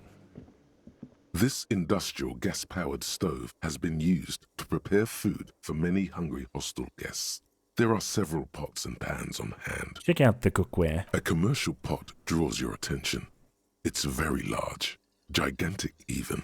It could be used to make enough stew to feed an entire city, and also to boil a putrid pair of death boots. Check out the cleaning supplies. There is a variety of soaps and bleaches in the cabinet to the left of the stove. There is also a bottle of white vinegar in the cabinet next to the fridge. It's bad with those boots. Don't be stingy now. Soap, that's exactly what I need. Pour lots of soap into the pot. The boots are really disgusting. Pour some dish soap and a bottle of white vinegar into the pot. Can you mix those? I don't know, let's use that. The delicious smells of cheap soap and vinegar waft up from the pot. All right now, chef. Light up the stove and boil them. Add water, add the boots and the boots to the pot, bring it all to a nice boil. The strong smell of vinegar forces you to step away from the pot. The water slowly comes to Isn't a it going to boil. alert everyone that I'm like cooking something in here because I used the vinegar? Wait. Strips of polymer fabric and human tissue separate from the lining of the boots. They float to the bubbling surface. Wait, some more? The boots look cleaner and cleaner. Those bits of human flesh are beginning to look cooked. Uh-oh. You can smell it too, just like beef stew. A little more. That's it, chef. The boots are as clean as they're going to get. Steam, dense with the smell of strange meat, disappears into the vent above the stove. Dump the sock and flesh stew and examine your new boots. A pair of real beauties. The boots are shiny, hot, and reek of vinegar. Just perfect. Master Chef out. So now we have the boots. They give +2 authority and -1 composure. And my boots right now give +1 composure. These greaves are light as feathers, but just a tad too big for you, but don't let that bother you. With these on, you look like some kind of future warrior, and they'll keep you safe if you accidentally shoot yourself in the foot, so worth it. And I can wear them. Boom. Yeah. I'm sure that no one's going to ask any questions. You look down at the white ceramic sabatons hugging your arches and calves, surprised at how well they fit. I will be responsible with this. This is just to protect me from harm, not to show off.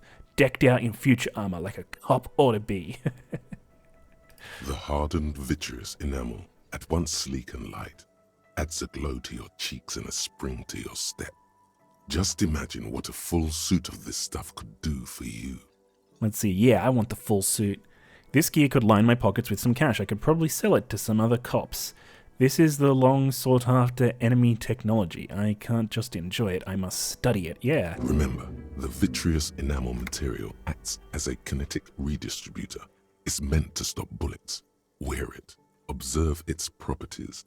See if there's a weakness in the design. For the day you have to fight someone covered in the same material. Hell yeah. That's definitely going to happen.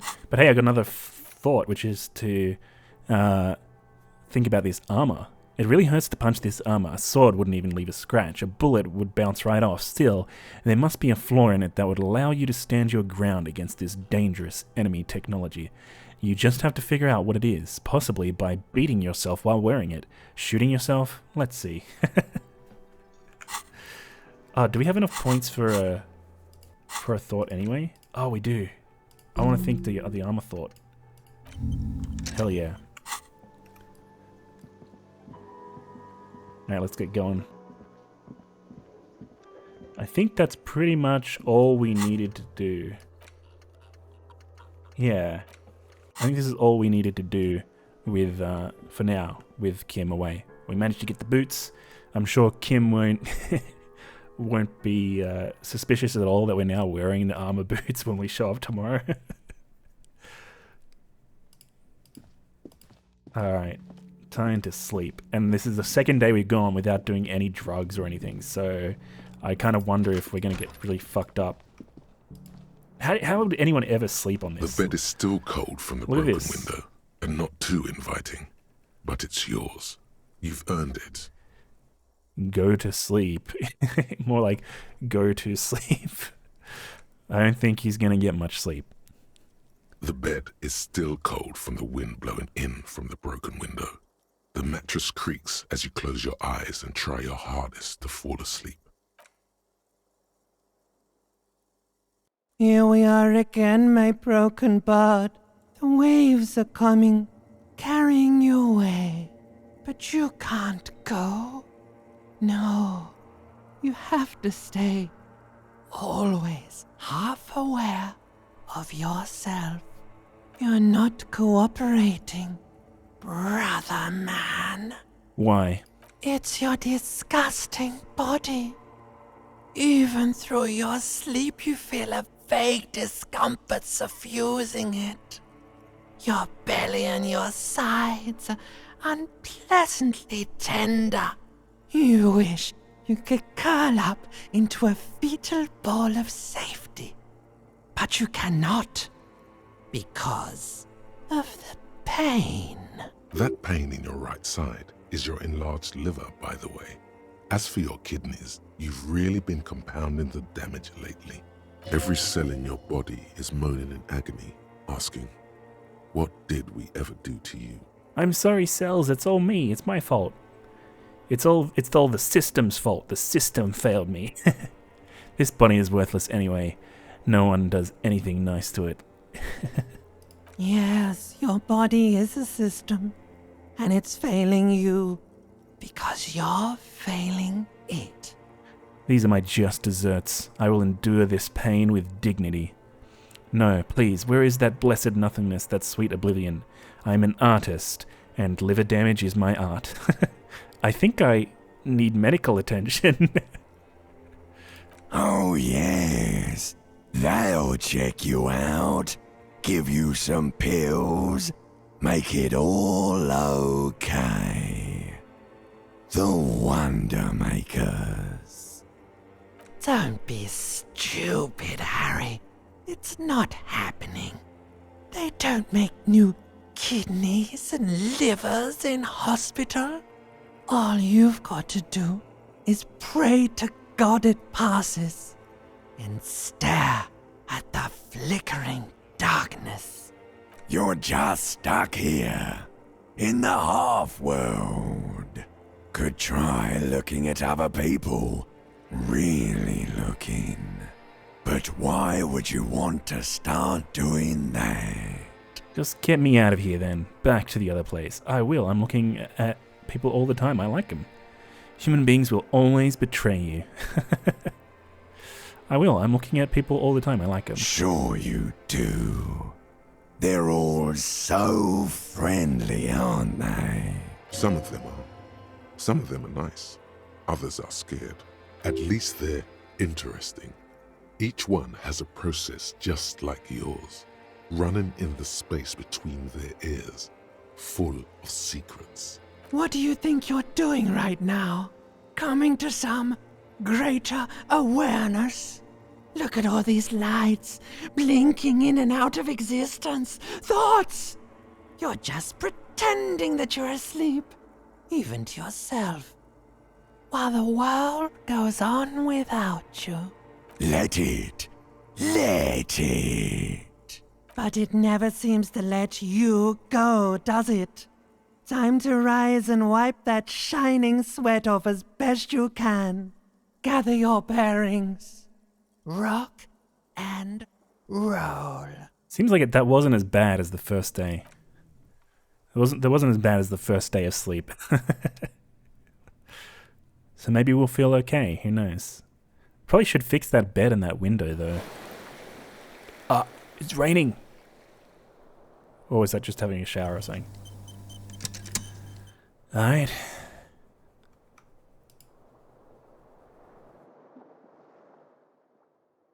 Dude, it's probably better to just like sit on this tarp down here instead of trying to sleep on this bed. Like, look at this thing. The window stands broken in it.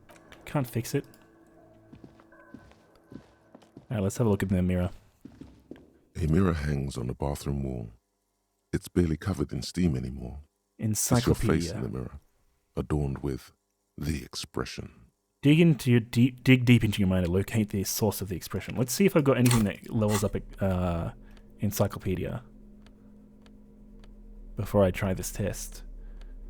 No. Okay. A mirror hangs on the bathroom wall. It belongs in the new. We did it. The third decade of the current century. Enough time had passed from the failure of the revolution that, for a fleeting moment, free market economy seemed like the ultimate, uncontested way of life for our species. Okay. Things were good. It was smooth sailing. People made gold and champagne-tinted interiors and facades to suit the times, calling this the new style. But more importantly, disco happened. Disco. Forget about ostentatious orchestrations. For Reda-Ou, your city, that meant only one thing. Guillaume le Million. If it doesn't rhyme, you're not pronouncing it right. Out of the dazzling swirl of disco music, in an open-air boîte de nuit, somewhere in Reda-Ou West, Guillaume's blonde mane appeared on the screen. He sang some bullshit. Then he made the expression. So I adopted it? Why? Everyone loved it. Maybe you thought some of the stardust would rub off on you. Maybe it did. Either way, it's all gone now. Only the grimace remains. I feel the need to add a clicking sound when I make it. Click, click. The click is used to spur on a horse. It also features heavily in Guillaume le Million's regional mega hit, Don't Worry, Your Pretty Little Head. Sometimes you like to add finger pistols to the mix, because, unlike Guillaume le Million, you are a police officer. It's your nifty little way to say, I'm armed and dangerous. So how long ago was the new? There is a vast ocean of time between right now and the expression. Looking good on you, or anyone. 2 decades, if the calendar is to be trusted. Humanity has run aground in that time. It's a different world now. The expression is a relic. Anything else, like who I am? Why did I become a cop? Why did I drink myself into oblivion? You have some understanding of the near history of disco, plus the trivia you've picked up along the way. Episodic memory, however, remains in the dark. It may never return. You should prepare yourself for that. Does this have anything to do with ostentatious orchestrations? Not really. OO must have just stirred your mind. They're more like a disco rock band anyway. I guess that's it then. It doesn't have to be. You can swoon over Guillaume and his champagne-corked smile whenever you want to. Maybe some of the stardust will return. So I could try to stop the expression. Electrochemistry. I think I have some stuff to level that up. Let's see.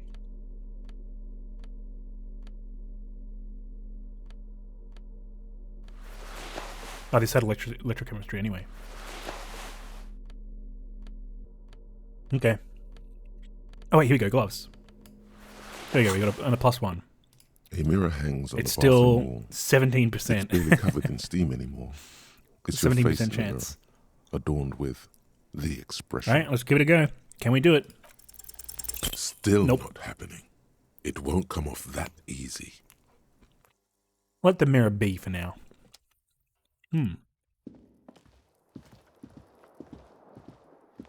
Alright, let's go meet up with Kim. Let's see what he's up to. You should pick that fat, juicy cigarette butt from the tray, light it up, and smoke the living shit out of it. Nah. Let's not do that. Oh. I guess maybe he's already up.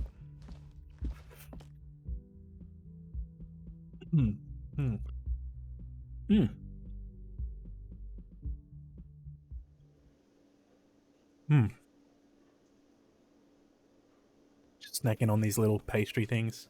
There he is. There's our bro.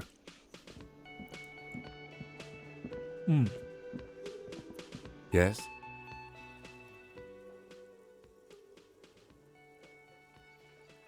Aren't we going to talk about the boots I'm wearing?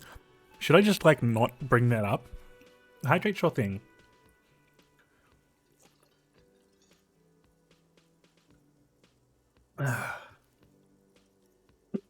Alright.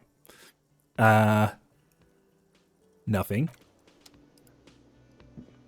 Oh, good, he's following me. Let's talk to this guy. Can I help you? About my bill for Got tonight. the 20 real? Not yet. Then why are you wasting my... Alright, fine. Don't worry about it. Maybe I should tell this guy that I boiled, like, rotten flesh in his fucking pot. The man ponders his cooking utensils and gives you a little nod. Nope. I guess he doesn't care. Or our character doesn't care to tell him. Hey, could we talk to these people before?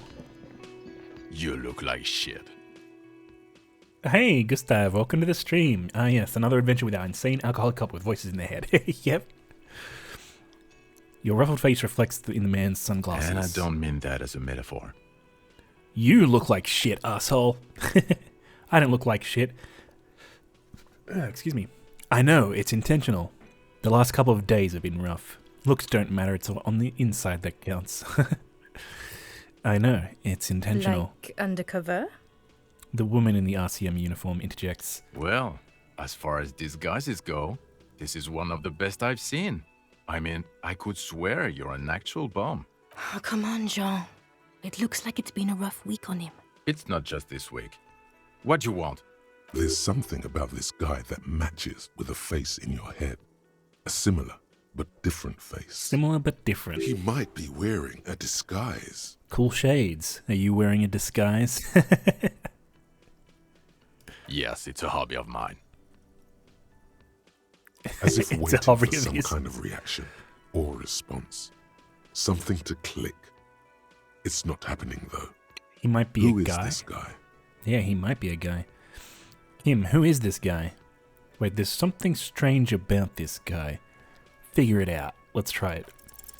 There's something that binds you to him. Some kind of an outfit, maybe. A uniform.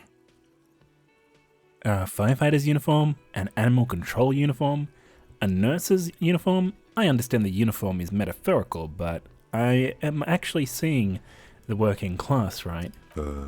I want to say yes, I think. Level with me here for a second. Are you working class? Fucking politics again. You know what I'm more interested in? No. You solving the case you're on. I'm passionate about that. So maybe get to it. Kim, who is this guy? I'm not getting involved in this. Oh, what? It's not my style, he thinks, glancing at the man in sunglasses and the woman beside him. It's the Oh guy. boy, You don't know that they're guy? mad at him. No, I don't know the guy. No wonder. He just doesn't recognize them. I got some questions for you. I'm a cop. About what? You don't look like a cop. You know what you look like? A sack of shit. Like Krasmazov? Yeah, sort of. Okay, I get the reference. Like after he got run over or something. Now will you answer some questions for me? No. You look like that guy. I don't know what guy it is. No. Why not? Cause it's not my job. Why don't you go and fucking do yours and solve this damn hanging? If you don't want to answer questions, maybe you want to hear me say things. Actually, I don't want to hear you say things. Come on, Jean. Okay, say things. I want to hear you say things. Hear that? He wants you to say things. Say one. Suddenly, out of nowhere, case-related things start popping up in your head. Okay, I'm doing this investigation. A man is hanged. So, do you know who hanged him? Not yet. Yeah, I can see that. Hey, why am I even telling you this? I don't know. Why are you? He gives you an odd look. It's like you felt it would be intellectually stimulating and would lead somewhere. A custom even? Oh my god, there's more. He looks at you want and something more. he What looks is at he looks at you in disbelief. Let's talk about the hangman again. Okay, why not? Oh, so, it's the same thing. I don't know. Oh my god, there's more. Okay, Watch see you out for around. yourself. What about The this woman lady? in an RCM patrol officer's uniform winces as she notices you. I would really prefer not to talk to you right now. A patrol officer is the lowest rank in the RCM, below lieutenant and sergeant. I'm on a murder investigation. Are you the cavalry? I'm definitely not the cavalry. Hold on, are you a patrol officer of the RCM? Yes, I am. I'm a cop too. I know. Here's the real deal. He's the real deal. It's hard to tell whether he's sarcastic or sincere, but if you had to guess, you would say the lieutenant is being sarcastic. Is everything all right? Why don't you want to talk to me? I don't know.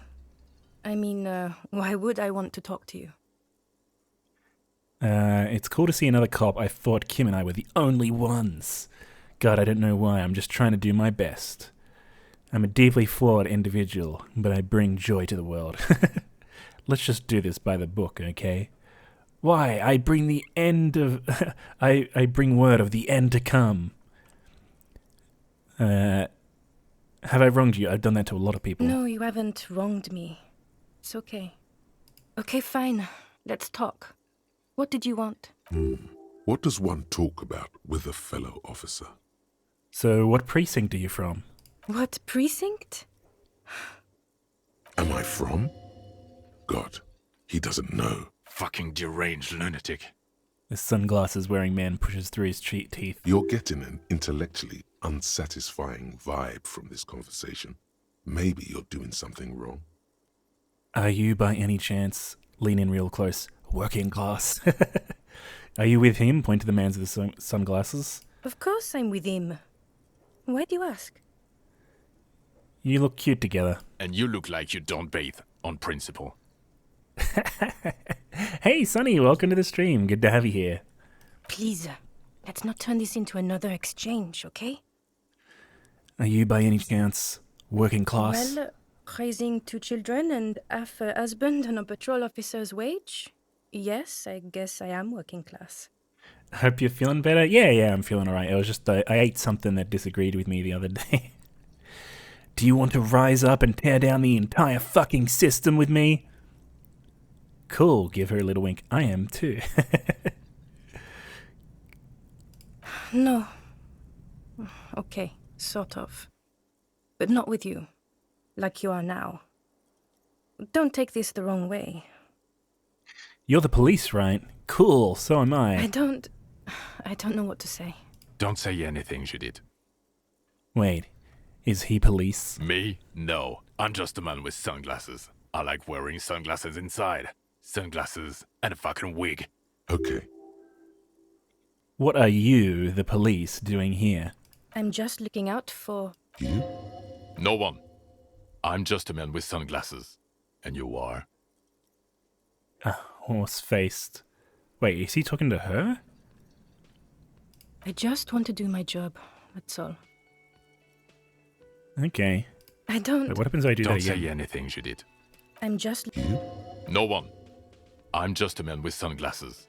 And you are? A policewoman. Yes.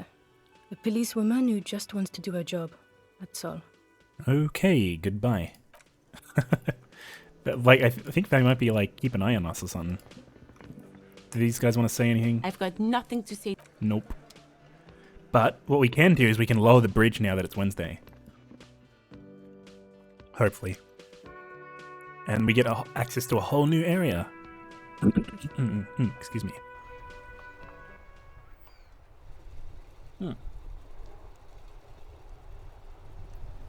Alright. So let's go down and see if we can actually get over to the other side. Because we're going to have so much more shit to do if we can get down here. Whoa, this dude's down here. Hey guys, what's up? Do you want to chat? No? Okay. But yeah, they fixed up the thing here. Let's hit the button. A rusting control panel. Pull the lever. You grab the handle and pull the lever up. As soon as the metal connects against the contact pins, you hear a loud clunk. Then the water lock starts moving. Let's go! Zoom. Zoom. Boom. Hell yeah.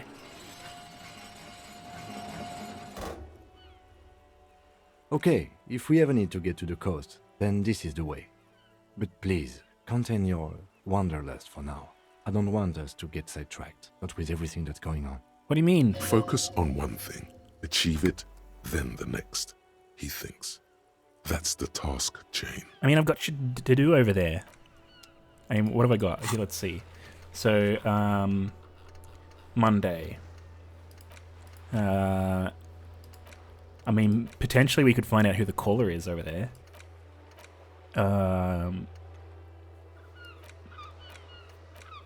There's also find the vehicle the Joyrider used in their escapades. That's probably over there. Hey Rail, welcome to the stream. It's good to have you here. The fishing village is probably down there. What else? Oh yeah, there's the missing person down there.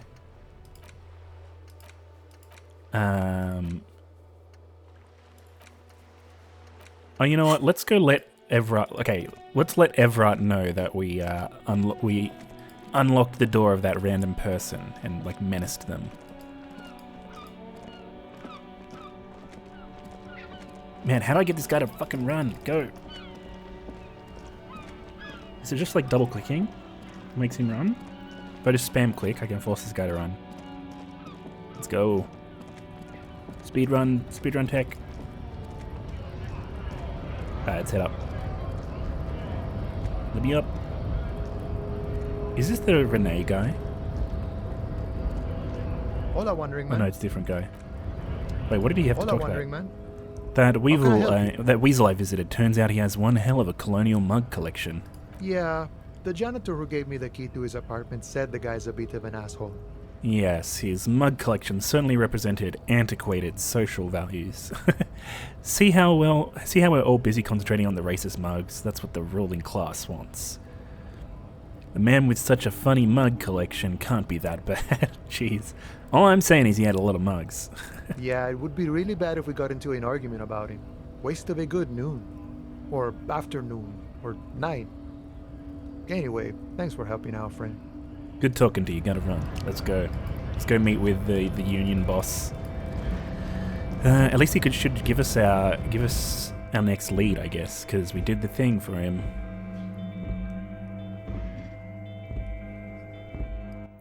Boom, boom, boom, boom, boom. All right. Wait, is this more stuff in here? The file cabinet stands No, a it's drawer not there. slides. Well, what's over here? What is this thing? The already familiar cold touch of plastic welcomes you as you... Oh, no, I'm not going to insert any money.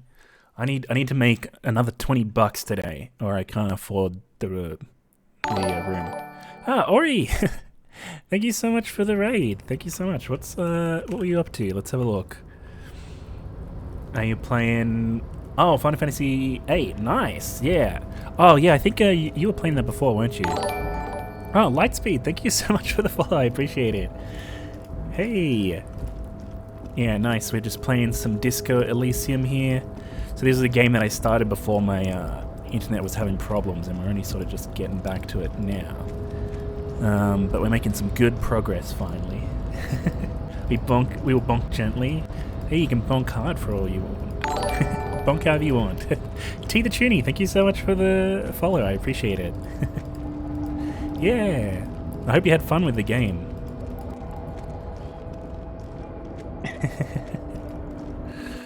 Alright, let's go talk to this union leader. We did his little job, so he should help us out, I hope.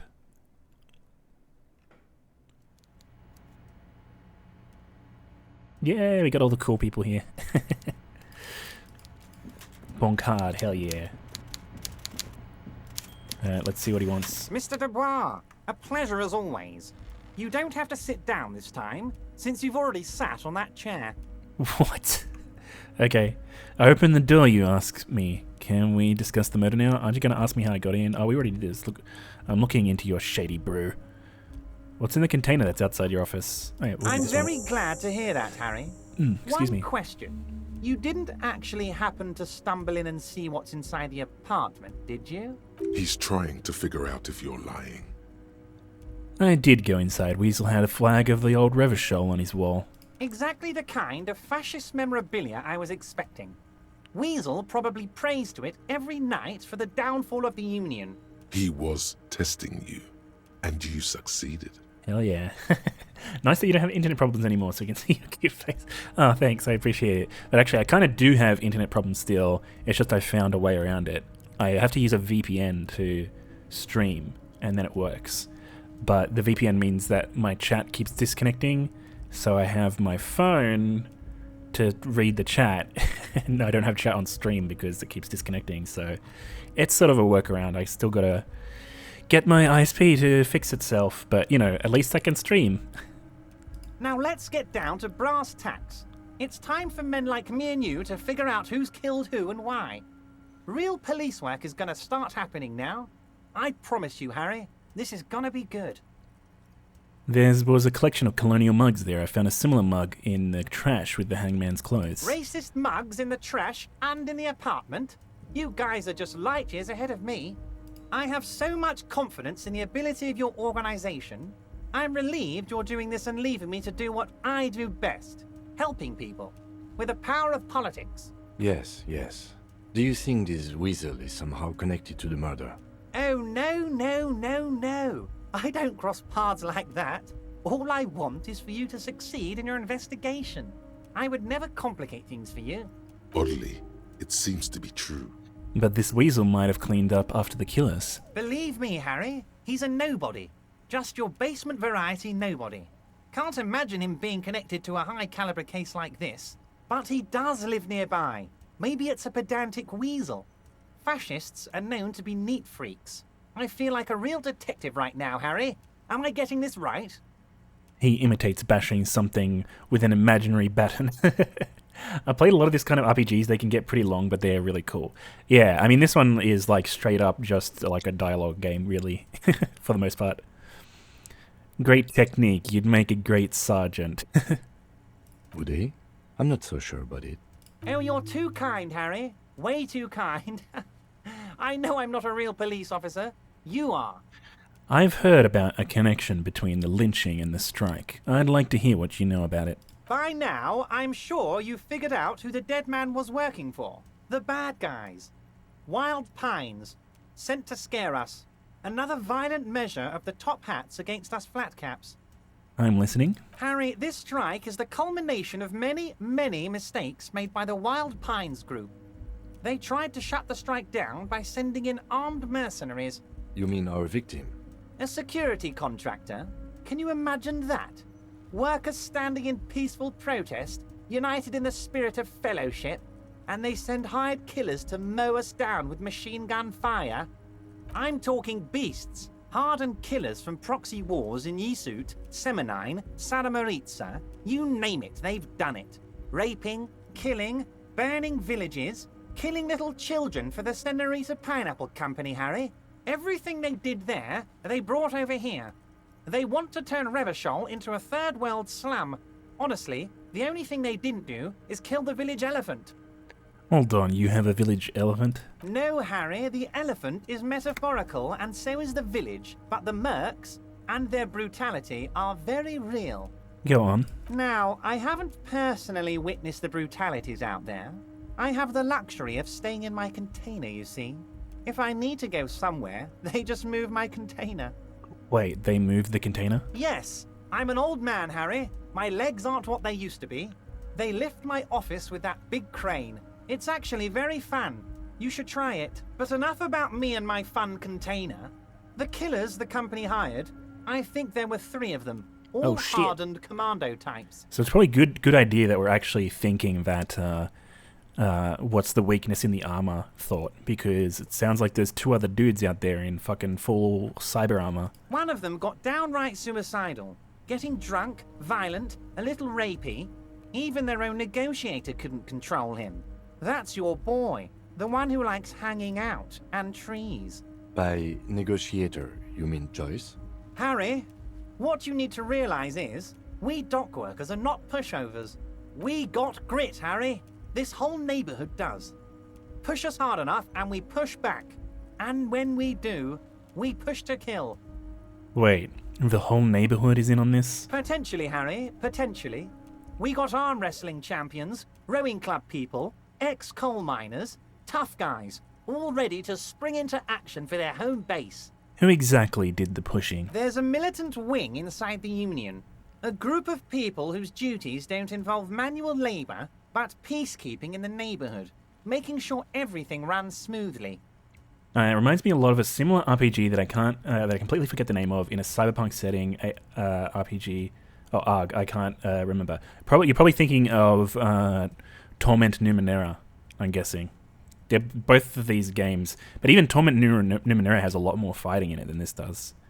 But you can get through Torment Numenera with like almost no fighting, but it's still like got combat mechanics in it, whereas this is just like, talking to people really. No, it's not this one. Oh, okay, fair enough. That sounds a bit like organized crime. They're like you guys. Idealistic people who want to make sure bad things don't happen. And if they already have, well, punishment must follow. Again, that sounds like organized crime. So these idealists killed our victim? One day Titus Hardy, leader of this peacekeeping faction, comes up to me and says, "Boss, socialist democratic fervor drove us to take it upon ourselves to kill this beast that was burdening the land." He probably worded it differently, but that was the idea. Sure sounded to me like they killed him. Oh, Shadowrun. I gave them 2 weeks paid leave and told them to lay low to avoid retaliation. Yeah, Shadowrun's really awesome. I played all of the Shadowrun games by Harebrained Studios. I even Kickstarter backed them when they first were coming out. But those games are like straight up just combat games, really. There's a bit of talking in them. Aren't you worried we might arrest them for this? Oh, I'm not at all worried about that. These are not the kind of men who get arrested. Welcome, my dear. They're Martin A's boys, tough and gritty. I'd like to see the man who takes them in. Besides, I sent my lawyer girl to look after them. Yeah, welcome to the stream. It's good to have you here. You need to play them again? Yeah, they're really fun. If he's just boasting, then it sure doesn't feel like that to you. He's not worried. He places a lot of faith in that lawyer girl. Perhaps this is a tactical error. Anyway. How do you know the mercenaries were hired by the shipping company? How do I know? Let me tell you about these people. That's their MO. It's what they do. Last winter, some poor workers in Terminal E went on a little strike. The company sent in Sediment, a security contractor. The strike was over the workers' right to wear protective footwear, Harry. These guys turn up and start beating people. Tell you what, Harry, I wouldn't be surprised if we got the same mercenary company after a little rebranding. And I'm sure as hell not surprised to see an army of scabs under my gates. So you believe the scabs were organized by the security contractor? You said it. Hell, one of those guys looks big enough to take down that proverbial elephant. Boys like that don't just happen to show up during strikes. That does sound quite unlikely, yes. The big guy leading the scabs at the gate is colossal. He's not scared of them. If anything, he likes them being here. Strange. You mentioned a lawyer girl. Oh, Liz is a bright one. I paid for that law degree myself, thinking it'll probably turn her all fancy. But hell, Harry, she came back a firebrand socialist. Sometimes she scares me with her zeal. Tell me about Titus Hardy and his crew. Oh, they are simply fine young men, all 7 of them. Exemplary union What about members. the 8th member? Always working to advance their position in the local socialist democratic movement. Core members. Old Theo used to run them, but things really kicked into gear when Titus took the reins and named the group after himself. Gotta love his initiative. Interesting. Who's second in command? They're almost all of them great guys, born leaders. Whatever happened, I'm sure they only had the best interests of Martinez and Revachol in mind. Work with them. Hell, interview them. But don't fight them. They really are just like you. Men who like beer, women, and some order on the streets. Everard, I meant these Hardys. Can you ask them to cooperate with me? But of course! It's the least I can do for my good friend Harry. I'll do it right after we've concluded this talk. You can now go and tell Titus about this. See what he has to say. Also, Harry, here's 5 real. I'm gonna take it, because I need the money. The lieutenant watches you pocket the banknote. He looks a little puzzled. Good boy. A real team player. Now, do you have any more questions? I need the money. Good talk. Let's conclude for now. Was it a good talk? I'm not sure we made much headway here. I was hoping we'd bust the case wide open. Heck, I even wanted to tell you what I really want to achieve with the strike. I don't know what happened, Harry. I wanted you to feel like Mr. Martinez. And of course, I also wanted you to find your gun. But it's like I can't completely trust you. Yet. Yet? Yes, Harry. It's like I can't fully trust you if you're not a man of the left. I want to, but I just can't. A man of the left? So you have to be a social democrat? He's been hurt too much in the past by men who aren't social democrats. Alright, let's see. You're right not to trust me, I take care of me, I'm a hustler. I grind, I'm a money engineer. What's that supposed to mean? I'm more left than you are. You're saying it, but I don't believe you. You know how it is, company snitches, agent provocateurs everywhere. I'm barricaded in this fortress of mine, and I need to get a message out. Will you help me? And what would this entail? Once again, I require nothing unethical or illegal of you. You just need to get 2 little signatures on this piece of paper, and then mail it to my accountant in La Delta. What are the signatures for? I'm glad you asked, Harry. The Union is going to build a modern youth centre in Martinez. It will be righteous. We're gonna get those teenagers off drugs and on roller skates. Stretch sure things. And welcome, Silver Golden Flame. How's it going? There's a nameless little street on the coast with some old houses around it. Most people have already signed. I just need 2 more signatures to get this mission off the ground, Harry. Is this how Jet Set originated? Probably, yeah. And welcome, Rose. Welcome to the stream. It's good to have you here. Where is this place exactly? On the coast, Harry. Across the canal. There's a cul-de-sac there. A little village, they're calling it. A gloomy place. You'll find it. I trust your detective skills, Harry. Water drips from the eaves. A woman looks at her freshly tarred skiff. There's a pair of cavalry boots under the fish in the box, and the wind howls like a vicious spirit. What will happen to the current occupants? They are just going to have to deal with the construction noise for 6 months, and then they'll be living like kings. Right next to a fancy new youth centre, designed by the best architects from Stella Marie. Is he absolutely sure the tenants won't be thrown out in the street? Are you 100% sure no one's going to end up homeless? Am I? Harry, these people, Martinez is the most important thing in my life. I would never let anything bad happen to them. We're going to build a youth centre there. The value of their properties goes up and kids have a place to play in. I'm looking out for these people, not pulling the rug from under them, Harry. I'm looking out for all of Martinez, not just the harbour. He means it. Kim, what do you think of this? It depends. I don't think what we just got from Mr. Clare was very useful. But, he thinks, it's your call. As I said, it weighs on me heavily. But once we get really talking, well, I'm going to hand you the keys to Martinez, and maybe even help you figure out who's behind this killing. He's saying as little as possible, as vaguely as he can, deliberately omitting the Alright, fine. If I happen to be there, I can ask them. You bring joy to my heart, Harry. Such a pleasure to be working with you. Here, you need to get signatures from Isabel Sadie and Lillian Carter. The cul-de-sac is right past the pawn shop and across the canal. I heard there was some trouble with the water lock, but it should be fixed now. Okay, good. We have to go there. Nice. That was good that we came here first. Once you have the signatures, mail this to 13022 La Rocca in La Delta. Then, I'll know you're a solid socialist. I mailed the signatures you asked me to get. imagine just picking up the letter straight from his hand and then turning around and saying, "By the way, I mailed those signatures you just asked me to get 10 seconds ago." Okay, nice. What's in the container that's outside your office? My dear Harry, there are literally millions of containers in this harbour. I couldn't possibly remember what's in all of them. There's something special about it. It was attached to the Kvalsund crane. Harry, you smooth-talking son of a bitch. Time is a precious resource, and I don't have enough of it to count containers with you. Smooth talking. Maybe that's the way to go about opening the container. You should at least try convincing it. I did try convincing. I tried convincing the container to open, and it didn't work last time. Let me out. But we can give the container a talking to again. See if it'll open if I call it nice names or something. I have to go. See you soon, everyone. Yeah, have a good one. Thank you so much for the raid again. I really appreciate it. I hope you have a good rest of your day. Alright, let's go try and talk this container open.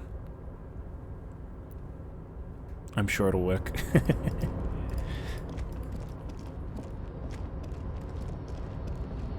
Go, speedrun.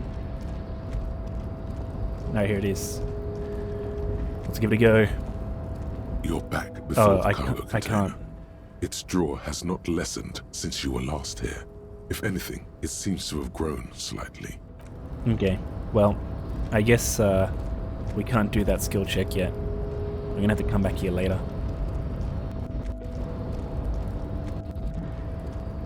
Okay, so now we need to go across the river and go to the other area of the game that we haven't had access to yet and see what's going on over there.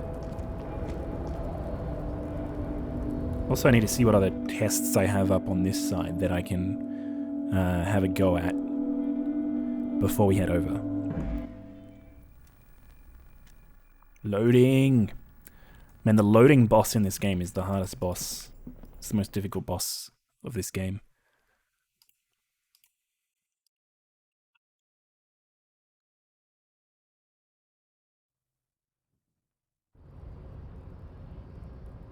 Alright, come on, load. There you go. And there's all this stuff on the roof there that I want to get, but I haven't gotten access to the roof yet. Alright. So let's have a look at the map. So we've got a challenging man with sunglasses test. Oh, we can do that again? Even though we just did it. Got a challenging rhetoric test with Si Lang. Oh, I really want to do this barred door one. Let's see, barbell. Don't know what that one's about. Watered door. Electronic doorbell. Challenging test. Oh, that's that one. The Hanged Man. Legendary perception test. Box of sunglasses. Formidable. I mean, we can give these all a go. Sleeping dock worker. Wait, where was that? Sleeping dock worker. I don't remember that guy. Oh wait, no. Didn't we wake him up already? Or is he actually in there again?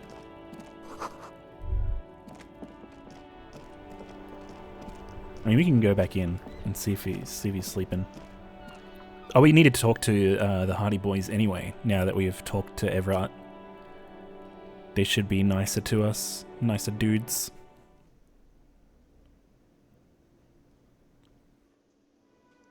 Yeah, see, there's no sleeping dockworker guy here. Let's talk to this guy again. Are they going to give us another chance? Again? Here we I go. can't believe this High shit. chance. Let's go. You know Yes. what it is. It's like the two of you know each other. Just ask him. Tell me the truth. Do you know me from somewhere? Oh, I definitely know you from somewhere. Another life. From where? From another life? Yes, from another life. A different life. Maybe the life of a police officer belonging to the ranks of the... To what station do you think you would belong in this alternate and totally fictional reality? Oh shit, I actually know this. Or I should know this. Fuck. I actually should know this. Shit. I should have looked at this stuff before. Okay, so I think the 41st was him. I think I'm the 57th. I think even in this fictional reality, the 57th would still be my station. My condolences. Go ahead. 41st. Okay. That's plausible. That's entirely plausible. Now we're really getting somewhere. It gives you a long, meaningful look and adds... Somewhere good. Let's talk more about that hypothetical station 41 you mentioned. Okay. Oh, the hypothetical... they didn't voice his line. Oh, the hypothetical 41. Yeah, let's fantasize about that. He blinks aggressively. I'm not busy. You're not busy. Let's just play around. So what would our relationship be in this alternate universe? Let's be crazy. Let's say you and I are partners. How's that for a thought experiment? You seem like a cool guy. I'd love to have you as my partner. You seem like a bit of a drag. No offense, I could do better. Kim's cooler than you. I mean, that's true. Like partners in crime or... No, because in this thought experiment, we're all police officers in a police station. We don't do crimes. We're not crime bros. Come on, stop it. Let's be crazy. Let's say you and I are partners. How's that for a thought experiment? Kim's cooler than you. I'm sure he's fucking flattered. But Kim is not part of this thought experiment. In this one, we're partners. The lieutenant is silent. You seem like a cool guy. I'd love to have you as my partner. Or you seem like a bit of a drag. No offense, but I could do better. Would you now? No. Or would I be cramping your style? Never mind. Partner. Actually, I shouldn't have called you my partner. Kim's my partner. He's going to know. No, you wouldn't cramp my style at all. Okay, actually, you probably would cramp my style. Okay. No, How you wouldn't about cramp you my stop style. wasting my time and get on with whatever you were doing then? Who else is in our imaginary police station? You're not going to believe this, but... Police officers. Yes, sir. Solving crimes, locking up bad guys, and get this, and not getting that drink on at 2 o'clock. Just some regular boring motherfuckers in suits and uniforms. Nothing spectacularly extravagant like you, the far-out son of Lung. Do you have crimes to solve? Or who is the far-out son of Lung? Oh, it's you, you eccentric genius. I mean, with your unorthodox approach to police work, it has to be you. Want to tell me more about him or her? Not even a little bit. It's an urban myth about an officer who is so far undercover he can't remember who he is. As I said, just an urban myth. You are not the son of Lang. He's trying to protect you from further rough handling, dished out by this sunglassed No, man. this guy's funny. Okay, yes, you get the joke. Leave it at that. Do you have a crime to solve? Oh, no. You see, I enjoy watching other better cops solve crimes. And let me tell you, it's been quite a privilege seeing you work. This isn't helping. I can't imagine it anymore. Neither can I, partner. Neither can I. His grey eyes suddenly flash above his glass frames. They feel sad. It's a mere second, but it feels like you saw something. A gram of compassion in that sadness. Okay then, see you around. Okay, the man with the sunglasses and his hypothetical Station 41. Weird, right? I know, super weird. I guess it was kind of weird, yes. No, this whole interaction was perfectly normal. I know, super weird. There's something missing here. Something you can't put our finger on. You know what? Just ask him. I know it sounds crazy, and you'll probably get laughed at. But still.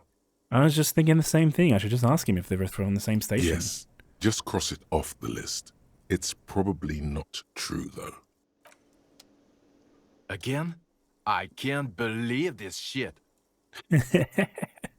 Look, can I just have to ask, are we from the same police station? I'm going to say no. Just to see what you'll say to that. What'd you say? Okay. Okay? Jean, he said okay. Give it a rest. Okay, I was clearly wrong. He is a firefighter, male nurse, animal control agent, something of that kind. Not a cop. Go on with your cop work. Don't let me stop you again. I'm going to say God fucking shit. None of this is great news for him. Okay, I was clearly wrong. He is okay, well, there you go. He's a firefighter or a male nurse or something. No, obviously he's like one of the guys from your place. He's like disguised himself. And he's trying to see what the fuck is going wrong with you. It's you again. What is it? You need to talk to us now. Me and Everard talked. He promised you'd cooperate. Oh, so you went and talked to my mommy, and now she's making me play with you. Is that it, lawman? And what's gonna happen if we don't? You're gonna go and tell on us? Very mature, guys. Everard sent word, right? Yeah, I heard him. The fuck do you think I'm doing here? You'd have your ass handed to you if it wasn't for the boss man's word. Let me state this very clearly, capo. Hello, officer. I'm Titus Hardy, and these are my boys. Hardy boys. How may we assist you? But having Everard back you up like that did seem to have some effect. I mean, I still got a fucking 8% chance on this thing. Let's just leave and then see if I can get my rhetoric up from any items. And we'll give it another try. I hate how long that animation takes. Logic, authority, conceptualization. Any of these have rhetoric on them? No, I'm guessing not.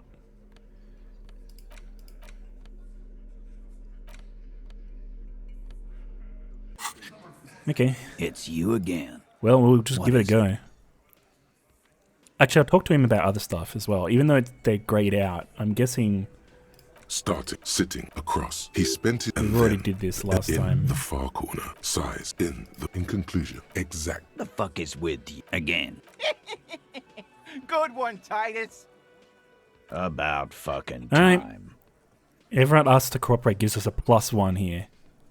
Discuss the 8th Hardy gives us a +1. We're still 8%.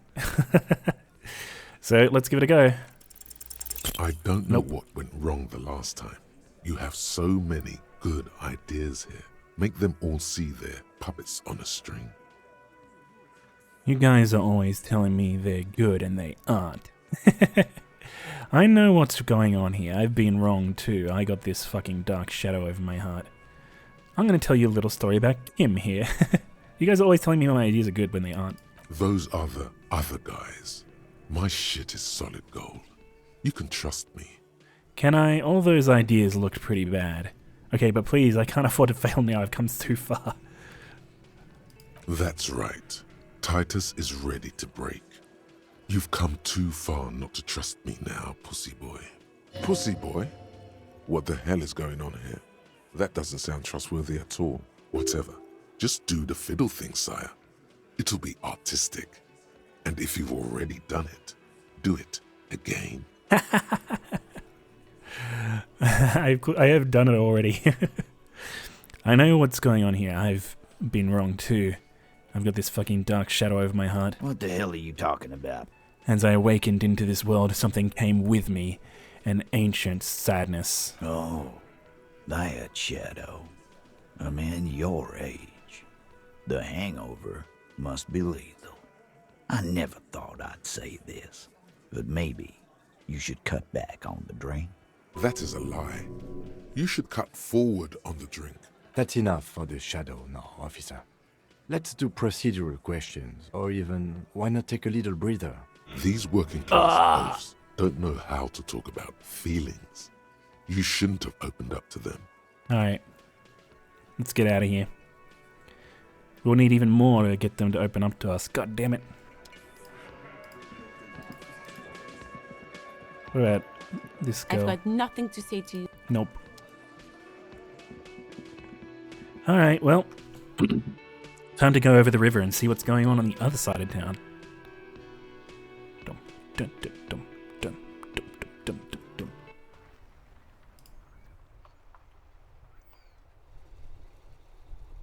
Alright, come on. Get going. Oh wait, we got a couple of other things here. We got this thing we need to talk to. An old called East Delta Commerce Center. Oh, this 40, must be the name of 42%. Wait, volition. Have we got any volition bonus? No. Let's have a look here. Suggestion, esprit de corps. Oh, Frixel, thanks for the hydrate. Appreciate it.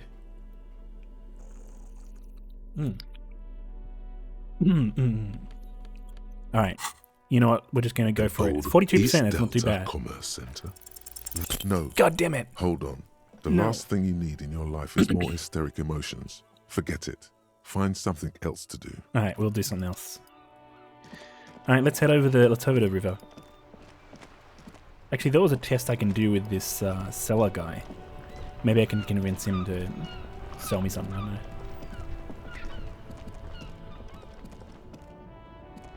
Everything's still cool here, officer. Persuade him to give you some money.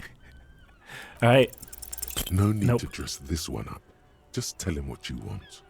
I want your money. Now. Oh, okay. But why, officer? I don't know, it was just the only thing I could come up with in my head to ask you. I need to get money somehow. Ah, yes. Money is very important. Are you trying to ask for a bribe? If so, you're not doing a very good job. Sorry, detective. Alright, damn it. Can't get any money off this guy. Alright. Well, let's head across. Let's head across to the other side. We finally did it. We got across the bridge. The radio relay hums with electricity. Do you want to look at this one? Or no? Oh, we have to go all the way around for that. Well, in that case, let's go look at what's up here. The traffic beyond the gate. More abandoned motor lotteries. Magnesium. Nice. Sign says no entry. Someone scribbled an inverted star on it. Oh, nice. Alright, let's get down here. Oh man, this area is massive. A breaker box to power the radio pylon above me. Maybe there's something inside. Ah, there's a buck! Yo! I think we got a $1, almost, or a single rail. Someone has broken down the fence and the barbed wire. Oh, that's handy. You can get in. The swing is missing. No one's been here for a long time. But there's 50 cents on the ground. The wind is corralled by the 4-story buildings around these yards. Glory, says the graffito, to the ghosts of us. If we found another buck. Man, this side of the river is way, like, richer than the other side. Oh, we got some plastic bottles we can sell stuff for. Someone has left their music collection beneath the tarpaulin. Oh? Tape. Smallest church in St. Saints. Wait. I've actually got that. But like a... Oh wait, no. Tape. Door Gunner Megamix. This is the sad song, isn't it? We could use it to... We could use that to play the... to do the karaoke quest. Although I don't know if it's Rust worth doing. peels off the bent iron posts of the swing. The wind whistles through the skeleton of the small house behind you. There's desolation everywhere. What happened here? In this yard? The lieutenant looks at the small building. A flock of grey swallows takes off in the distance. He's assessing the situation. How long ago was it abandoned? Someone thought they could have a summer house in a bloc obscure. For cheap. It didn't work out. They abandoned it about a decade ago. Wait, what's a bloc obscure? A black bloc. A part of the city left unrenovated after the war. Or one that has fallen to gang violence. Or has become inhospitable in some other way. On aerial photos, bloc obscures look like dark squares, hence their name. So this part of the coast is a bloc obscure. Practically, it's not an official term in any way, but look around. No sewage, broken power lines, crime, drunks. Life is tough in the blocks. It's no place to build a summer house. At least they left some old music behind. Tap on the tape you picked up. Yes, and you picked it up because you're a post-apocalyptic scavenger who collects trash and magnesium blisters. It's not meant as nagging, just an observation. We should move. I don't think we will solve the murder with forays into the urban hinterland, at least in this phase of the investigation. Alright, let's go then. Come on, speedrun. Quick up. Wait, what? There's some coins there? When did I miss those coins? Or did they just appear there? I need these coins. The coins are important. Alright, we're halfway. We're halfway to having enough money for tonight, which is good. Because, I don't know what happens when you don't have enough money for the night. Creaking ahead, a broken axle. Oh, this is going to be the car. Banged up fuel canister. Nice. I wonder if we can use that to do the painting. A bottle drained of all its booze and is frozen to the ice. A banged-up motor carriage lies half-submerged in the icy water, slowly sinking into the Insulindian Ocean. Only the cabin top, rear wheels, and the engine remain visible. It must be cold and lonely down there, in the icy water. Remember the tire tracks in Martinez? This is where they were leading. So this is where all the tracks were leading to. It appears to be so. Let's investigate. I agree. We should definitely investigate. You get a sudden sinking feeling. Stomach acid comes up as you look at the motor carriage in the deep, dark, cold water. Why the doom and gloom? It's just a sunken motor carriage. Some motor carriages are bound to end up in the sea. Run your hand over the cold metal. The motor carriage is properly stuck in the ice. Getting it out would require a team of specialists. What is the make of this MC? Can I see a logo? The logo is too deep in the murky water. You can't make it out, but you do see a monkfish float by. Yo, get that fish. That's food. That's free food right there. How long has it been here? The ice hasn't closed around the vehicle yet. My guess is it's been here since last Saturday or Sunday. The estimate is correct. The incident probably occurred on Sunday evening. What should we do? Let's wait for the low tide and see what's inside. Great idea. Then we can get the things inside.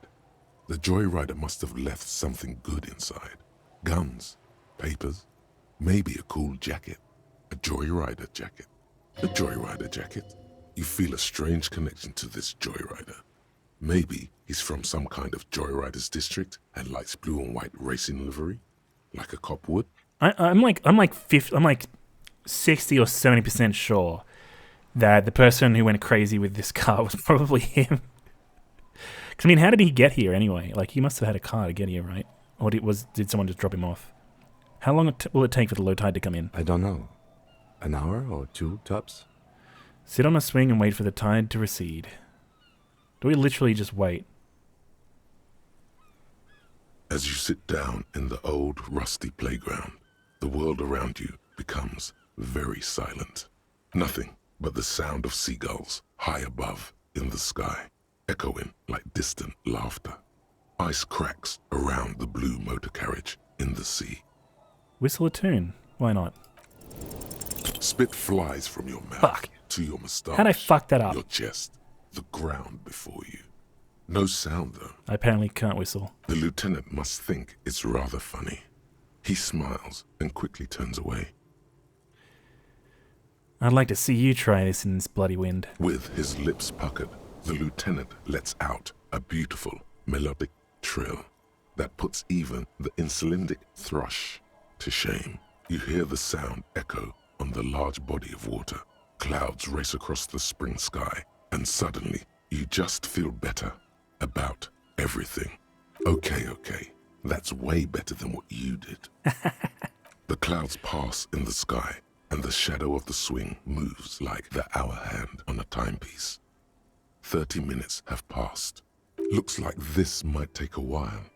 Time to present a good topic for discussion. The tide is sure taking its sweet time. Would you rather sit on an anthill for an hour or stand in a river of leeches? Well, historically, leeches have been used to prevent and even cure many ailments. Okay, he's thinking. I can do this.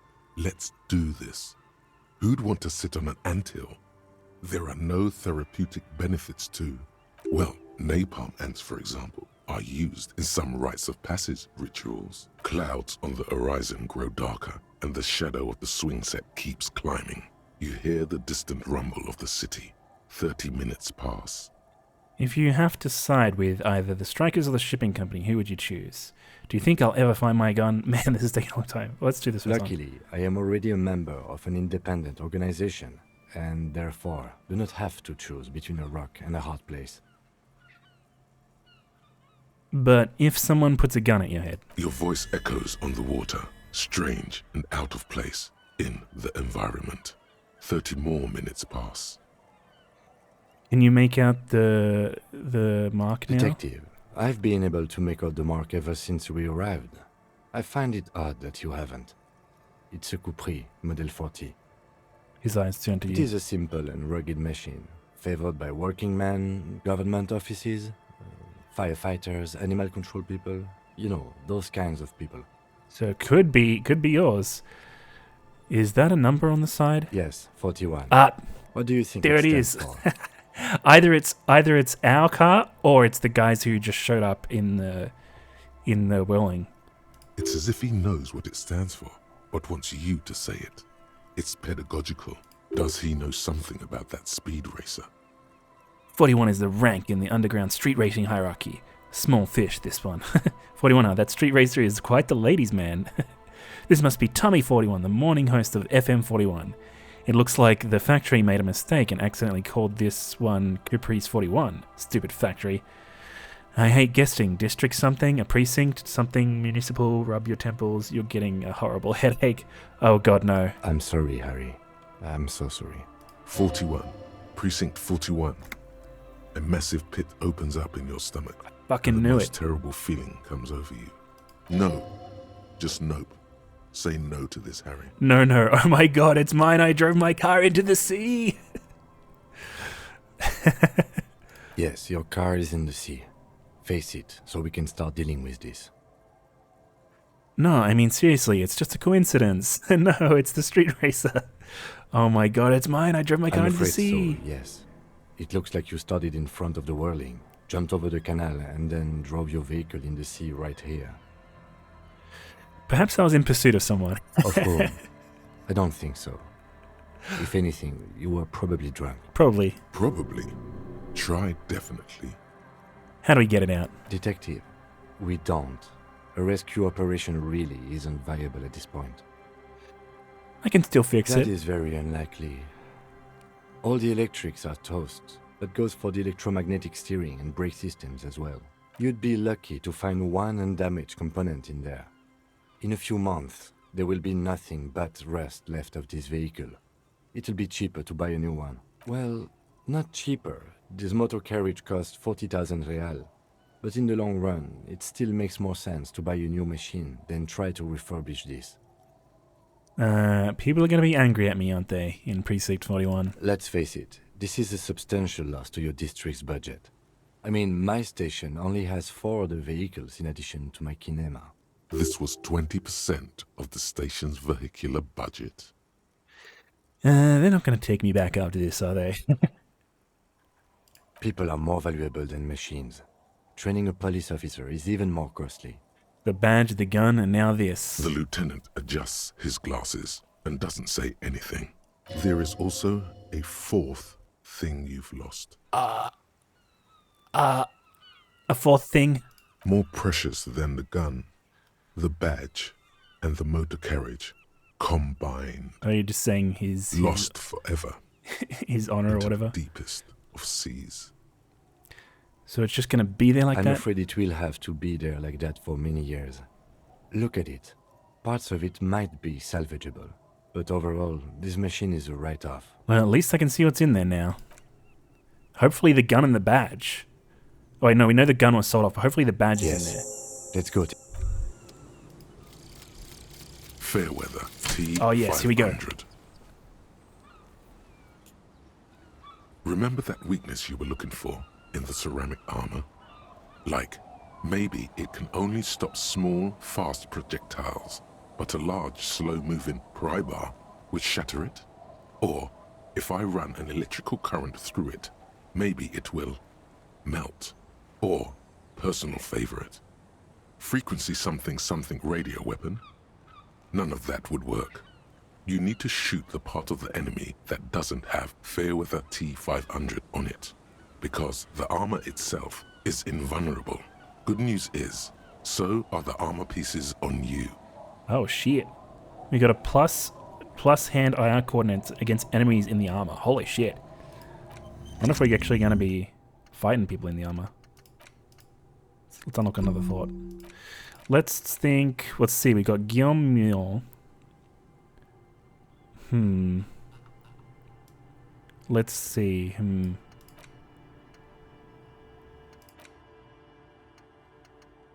Alright, the suicide of Krasmazov. Let's internalize that one. Zoom. Alright, let's have a look at the car. Oh, it looks like my phone is fucking up again with the chat. So I don't know if... badge. And commander's jacket. Sweet. Let's have a look at what this does for us. Esprit de corps and visual calculus. Boom. Looking slightly more respectable now. Here it is, a thick blue piece of acrylic covering a thin leaf of paper with the officer's name and rank on it. Next to the writing, you see a man staring at you, a younger version of you, already disintegrating inside, but still presentable on the outside. A police badge on which you see the photo of a man. You. Some seaweed is stuck to the back. I found my badge. At least something good came out of all these. Study the badge. Encased between 2 durable plastic sheets is a bluish card with lines of information and a watermark in the shape of the street grid of Revachol West. You see a photo, a name, a rank, a document number, the date of issue, and, in the lower right corner, your precinct. Look at the photo. The man keeps winking at you with his green-grey eyes. The photo is old, no doubt about that, but the badge is new. You used an old photo for a new badge. How old? 8, maybe 10 years. The guy in the picture is rather good looking. He's got a nice haircut and is distinctly lacking in massive sideburns. And he's winking? Why? What do you think?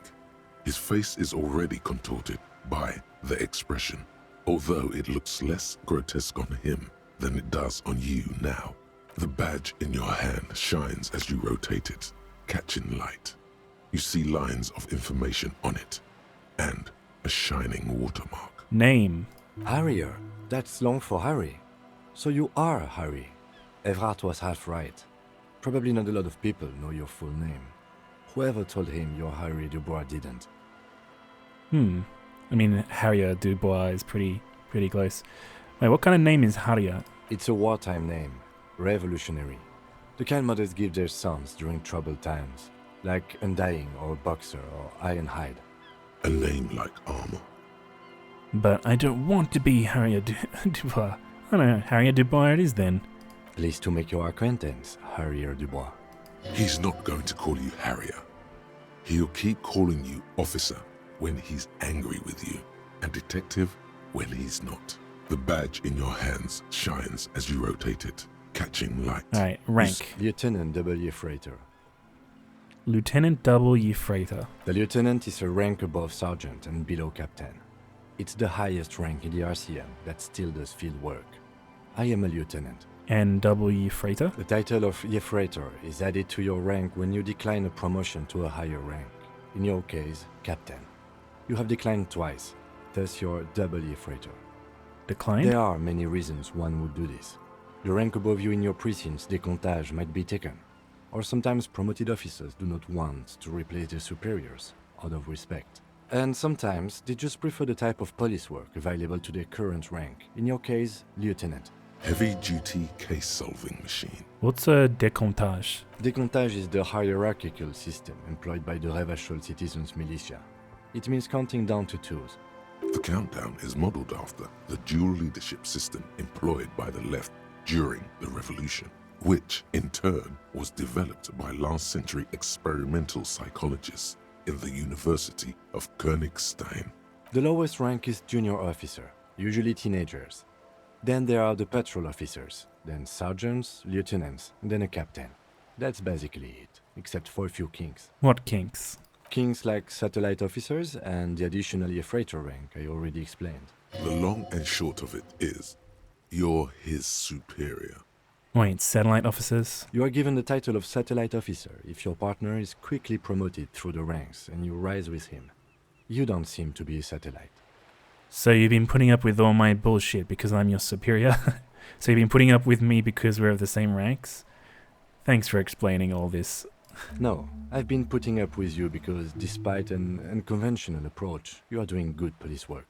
It matters more than driving your motor carriage into the sea. And now we've even found your badge. He trusts you, for now. Try not to spoil it. And back to the Such document. a small yet precious... That's just the serial number. Reda-Ou, Jamrock, Precinct 41, with some numbers thrown in there for good measure. The numbers are not there for good measure. They have an administrative purpose, one that's unfortunately been erased from your memory. Right, date of issue. 4 months ago.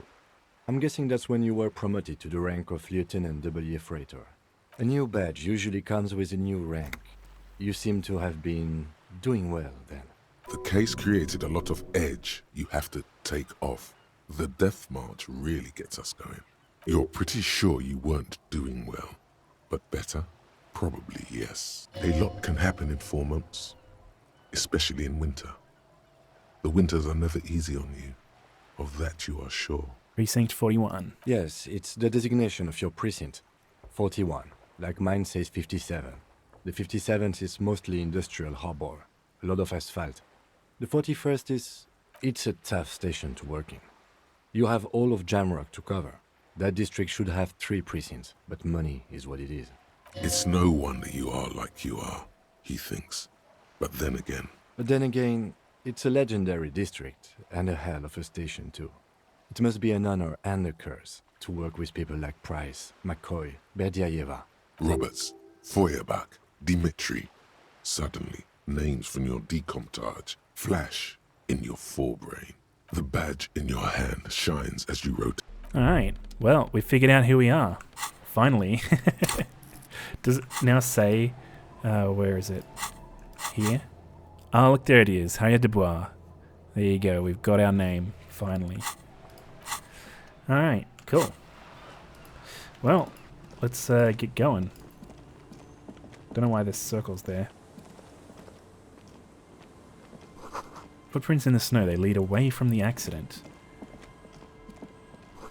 There's a boat tucked away underneath the tarpaulin cover. Oh, we're going into this little shack. Wonder if there's someone in here.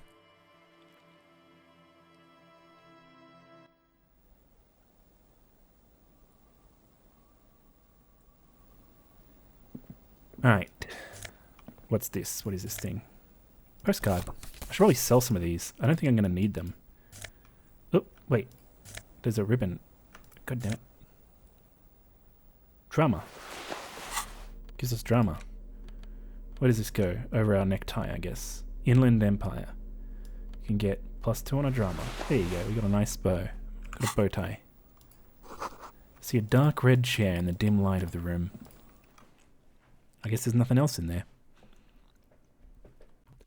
Yeah,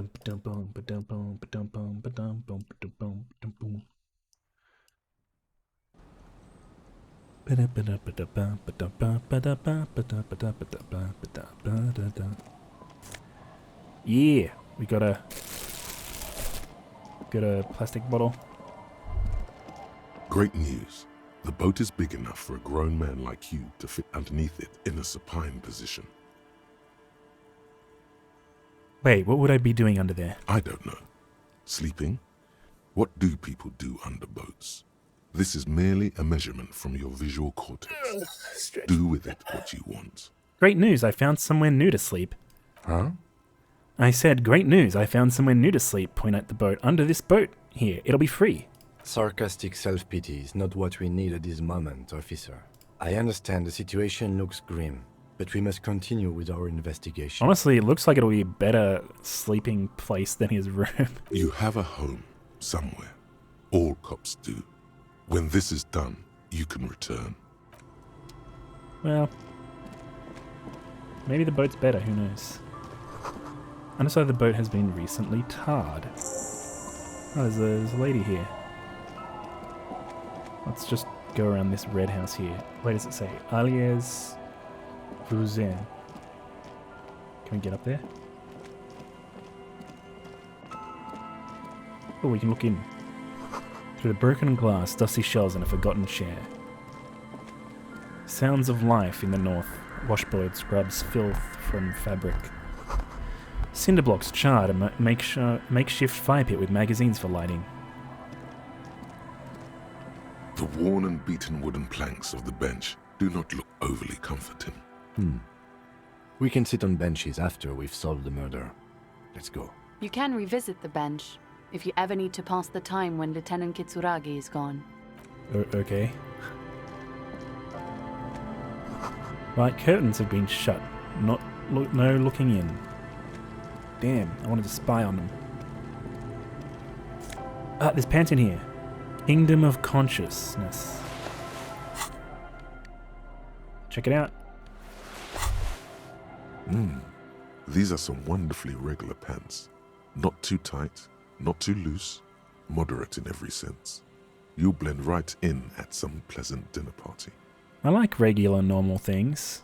Yeah, let's say that. I know you do. These Inter-Isolari pants are like wearing a perfect compromise in your nether regions. No one will call the moral intern on you like this, that's for sure. You're a little more moralist now, buddy. A little more normal, even if you didn't want to What? I don't know what that does, but it just says +1 Kingdom of Consciousness. Is that it? So wait, does that change? Let me have a look. I've got this thing here, Moralist 5. So if I equip that, does it go up to 6? No. It's probably just the interaction. So basically there's no reason to wear it, because it doesn't give you any stats. You see dust-covered linens, dried tulips on a bed. Wait, what?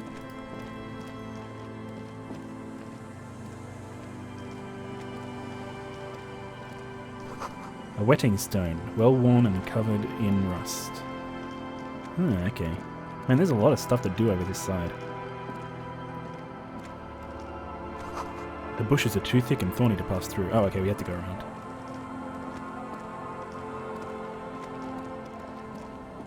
Okay, let's go talk to this lady on the thing here. Hi, officer. A woman in a raincoat stands on the quay, considering an overturned boat. A sword in the scabbard hangs from her hip. Anything I can help you with? That depends. Where are we, exactly? A fishing village on the seashore. This place doesn't really have a name. It's sometimes called Elysium. Why? The sign on the street leading here is illegible. Has been since they built this place. The questions. The first is, what's your name? The name is Lillian. People call me Netpicker. I think I have time for questions. And that was actually the second one. Indeed, you're always confused as to your whereabouts. Ask her about the cool sword. Helps to break the ice. Nice sword. Point to the saber on her hip. Does it come with a story? Unfortunately, the factory sold this one with a 3-year warranty instead of a story. It's to intimidate folks, mostly. Hold on, do you know how to use it? Not really. I know some basic moves, and I know it sure as hell beats a knife when you're in a tough spot. Isn't that what guns are for? Guns are expensive and fragile, I think. Besides, I got kids. Can't have guns around them, and sometimes a sharp blade is enough to keep folks at bay. Why do you need intimidation tactics? From time to time, people need a lesson in respect. That's just the way it is. Back in the day, I caught the eyes of many men. And believe me, men need a lesson in manners from time to time. Can I borrow that sword? No, I'm afraid not. Damn it. Attempting to confiscate the blade I used to keep these animals in check, you would put me in an early grave. So, where are all the men now? Some went to patch their wounds, their lesson learned. Others were more thick-headed. And one of them, I ended up marrying. Where's your husband now? Gone. Gone where? To the waves. The sea took him. It was a long time ago. This fucking guy, he died. Was he murdered? Oh, say no more. Wait for her to continue. He didn't respect the sea. Went out there, drunk like a skunk, and sure enough, one day the boat was found floating empty. The bloated corpse turned up 2 weeks later. Now, before you tell me how sorry you are for my loss, know that it was 4 years ago, and I've moved on. I mean, 4 years isn't that long of a time, There's only so much really. mourning you can do for a drunk with sinewy muscles. She really liked those muscles, though. It's in the way she pronounces sinewy. Yeah, death is nothing. I shit on death. You should have thrown yourself in the waves after him. Time really is the best cure for sorrow, isn't it? It's healthy to let go and move on. Gotta keep wheels spinning. Us working folk don't have the luxury to be bedsick with melancholy. I buried him, mourned for an appropriate amount of time, and went on. Life didn't really change that much for me and the kids. Man. She glances at the village where 2 kids are playing with what looks like rocks. This is neither a touchy nor a very interesting topic for her. She looks like she's ready to go on a date with another, better, drunk. Ask her. Both of you could need some action. Kim's presence makes it awkward, and -6. Don't know a good spot yet. Explore the coast. Is that your boat? Point the overturned boat. Sure is. The sun, I call her, coated with a fresh layer of tar just yesterday. It'll take some time for it to dry, assuming the sunny days continue. I was asked, what do you do around here? Like I said, fish mostly. Sail the waves, take care of the kids, pick nets. Right now I'm tarring a little skiff. What else? I sell the fish to people in the Delta to serve at their fancy restaurants. Authentic Insular Indian cuisine. Is that enough to make a living? Sometimes I also walk to the beach to see what the sea has given up. The sea is full of surprises. Interesting. What have you found? Wood, pieces of glass. Every once in a while we see dead bodies. Human, animal, fish, other odd sea creatures. A mine washed ashore once. What the fuck? Bottles, drugs also. Lost cargo in general. Most of the time it's just wood and glass. All right. Major choice moment. You only get to ask one thing. It would be weird to say them all. Choose wisely. Ah, Zozo, welcome back. You came back to this? Yeah, we're talking... Yeah, you probably got him in the raid. We're playing some Disco Elysium right now. And I need to ask this lady one thing. I can say I need to know about those human bodies. A mine. The RCM could use a mine. Where is it? Drugs? I need info on this, Major Narc. Point to yourself. This place looks bad. Why don't you leave? I need to know about those human bodies. Well, you're barking under the wrong tree then, officer. Damn. I have no interest in floaters. Seen enough of them in my life already. Very unattractive bunch. Alright, I'm looking for someone. Maybe you can help. Let's see. Who are you looking for? Oh, Zozo, thank you so much for the follow. I appreciate it. I'm looking for a missing cryptozoologist. I don't think I know what these are. Care to elaborate? People who look for imaginary animals. Aha! Like snowmen. Snowmen, I haven't heard about those. Two old guys have been wandering around here. Nose in sand, talking nonsense about snowmen and the like. What the like? Right.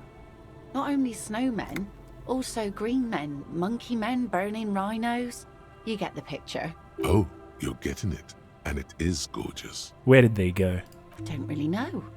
Further down the peninsula, I guess. I mean, that's where they were heading. Who else are you looking for besides snowmen? That's it. I'm not looking for anyone else right now. Well, how can I assist you then, officer? Alright, I was asked to get your signature. Are you? This says by signing, I agree to living with construction noise. What exactly is the Union building? Everard's planning to turn some of the village into a youth centre. What a nice idea. Wouldn't have thought that... What, thought what exactly? That Everard and the Union have nice plans for anything. I thought they only cared about themselves. Well, I guess Union members have children too. Here, use my pen. He has a pen and everything. She takes it from you, a doubtful look in her eyes, clicks it and places tip on paper. Here you go. Thank you. You're welcome. Be seeing you. Alright, let's see what's on the pier here. Well, can we just jump in the water? The ladder leads to a school of fish swimming in the kelp. What about this thing? This boat is floating freely in the water, unmoored. That seems dangerous. There's a bottle. Yeah! Gotta be rich, boys! I have like 10 bottles now. That's like 10 cents worth of bottles. We got 50 cents. Yeah! It's locked tight. You can't see into the house from this angle. Well, no shit. Inside you hear this cozy sound of some kind of heater sputtering. Let's talk to this lady. The woman next to you, next to a bucket of clothes, hums an odd melody. Her eyes are closed. You're not sure about the melody, but it might be South Samaran, possibly Sigayan, also known as the Apricot Suzunti. Welcome to the fishing village. Please lean in closer. I have cataracts. Lean forward. Oh, welcome, police officer. We don't cause any trouble around here. And we don't want any trouble either. We are not here to cause any trouble, madame. We're cops, we're hellraisers. Click, click, bang, bang. What he said, we're cops, we don't cause trouble. We take care of trouble. Oh, of course. Last time we saw you around here was 12 years ago. You also came to take care of trouble then. Wish you did. But still, in Martinez, you're considered an ill omen. Wait, I've been here before?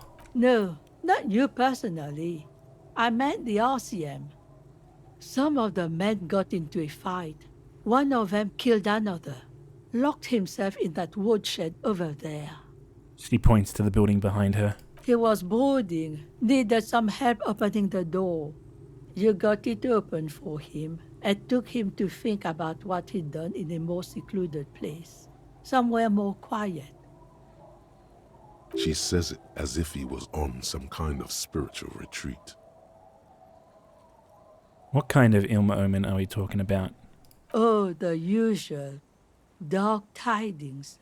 Black hound. That's you, all right. A black hound licking your own heels. If I'm considered an ill omen, why hasn't anyone told me that? Maybe they are afraid. Why? Because you're an ill omen. But you're still welcome here. As long as men with guns aren't chasing you. And maybe even then. Because that's the kind of fishing village we've built. I'm sorry there's not a lot of room to park the motor carriage. And not a lot of houses. Or a lot of people. My kids are long gone. Searching for treasure. So are others. Navop, thank you so much for the follow. I appreciate it. I just noticed, I think my chat's mucking up, so I might have missed some chat messages. Apologies if I missed anything. But welcome everyone to the stream. Look at me ramble on. What brings you to us? Where could someone stay around here? Stay? Most people here are trying to leave. Hey DJ, welcome to the stream. It's good to have you here. Hey, where did this kitty come from? I came from space. That's where I came from. That said, if lodgings is what you're looking for, I've got a free room in the shack. How much is it? I won't charge you for it. Take it as a gesture of goodwill from the village to the RCM. Space? I want to go to space? Wait, hold on, you're just giving it to me? No one is using it, and God knows it's not much anyway. You can stay there. Dude, this place is probably better than the other place. Because I haven't trashed this place. I'm not sure. There's this guy, Gut, who makes me give him money every night just so I don't die out in the cold. That's exactly how they get ya. That's why we built our own cinder block houses on the seaside. So we don't have to give money to those crooks. We might not look like much, but they are ours. Wait, why isn't anyone using the room? My kids grew up and left like they do. The house is long empty now. I live in the small side attachment. It's easier and cheaper to keep warm. The washerwoman? Oh, I'm not sure what you mean. I do, but Neil Armstrong or something did it before me, so I went before Armstrong. Yeah, what about Neil? You've got yourself a tenant. Get keys to your new room. Don't make an old woman regret opening her house to the police. A key appears from under her apron. She hands it to you. If you are not in the hostel in the morning, I'll know where to find you. Here, in a shack. He's a little relieved you're no longer in that room. What is in this fishing village? Just us. It's barely a village anymore. We almost don't exist. What do you mean? This is pretty much a non-place. A gap. A blank spot on the map. Just a cluster of nameless shacks on a nameless street. The place is so pornographically poor, it's not even funny. And so, of course, the character wants to say, this place is pornographically poor. What the fuck? Who else lives in this village? Well, there's Lillian and her kids. A few new folks live in the house to the east. But they're away right now. And then there's the drunks. Not a pretty sight, but there's little we can do about it. Home is home, even for them. I met Lillian already. Lillian is tough. Tougher than the men here, at least. If it wasn't for her and the kids, this place wouldn't have a spark of life left. I haven't seen any drunks yet, though. Sooner or later, you'll see for yourself. Don't have to look long to find these guys. Is there a way to make a little money around here? Here? For you? No, officer. The only money we have here is some coins the drunks tried hiding from their women and then forgot about. Alright, there's got to be something here, tell me. Over there, you can find more of the same. Shacks and trees growing wild. That's the pox. Between here and Jamrock, a dusty sea of old trees, all covered in industrial soot. Small houses under them, an overgrown park. The pox? What's that? An old military hospital and its surroundings. Or it used to be, during the time of the suzerain. The old woman shakes her head slowly. She drops the rag into the bucket. It's clean now. Now the area is crisscrossed with nameless streets and makeshift cinder block houses. Shacks as far as the eye can see. What happened to the hospital? The goodwill ran out. The staff left and the place was shut down. It's long gone by now. Alright, there's another topic I'd like to address. She nods, rinsing another piece of cloth. What's further down the coast? Not much. There's the abandoned church, the DeLorean Church of Humanity. It's been there since before my time, even. Why is it abandoned? Some things just don't fly, officer. Look around. Who'd go to church here? They built it 300 years ago. Must have been nicer then.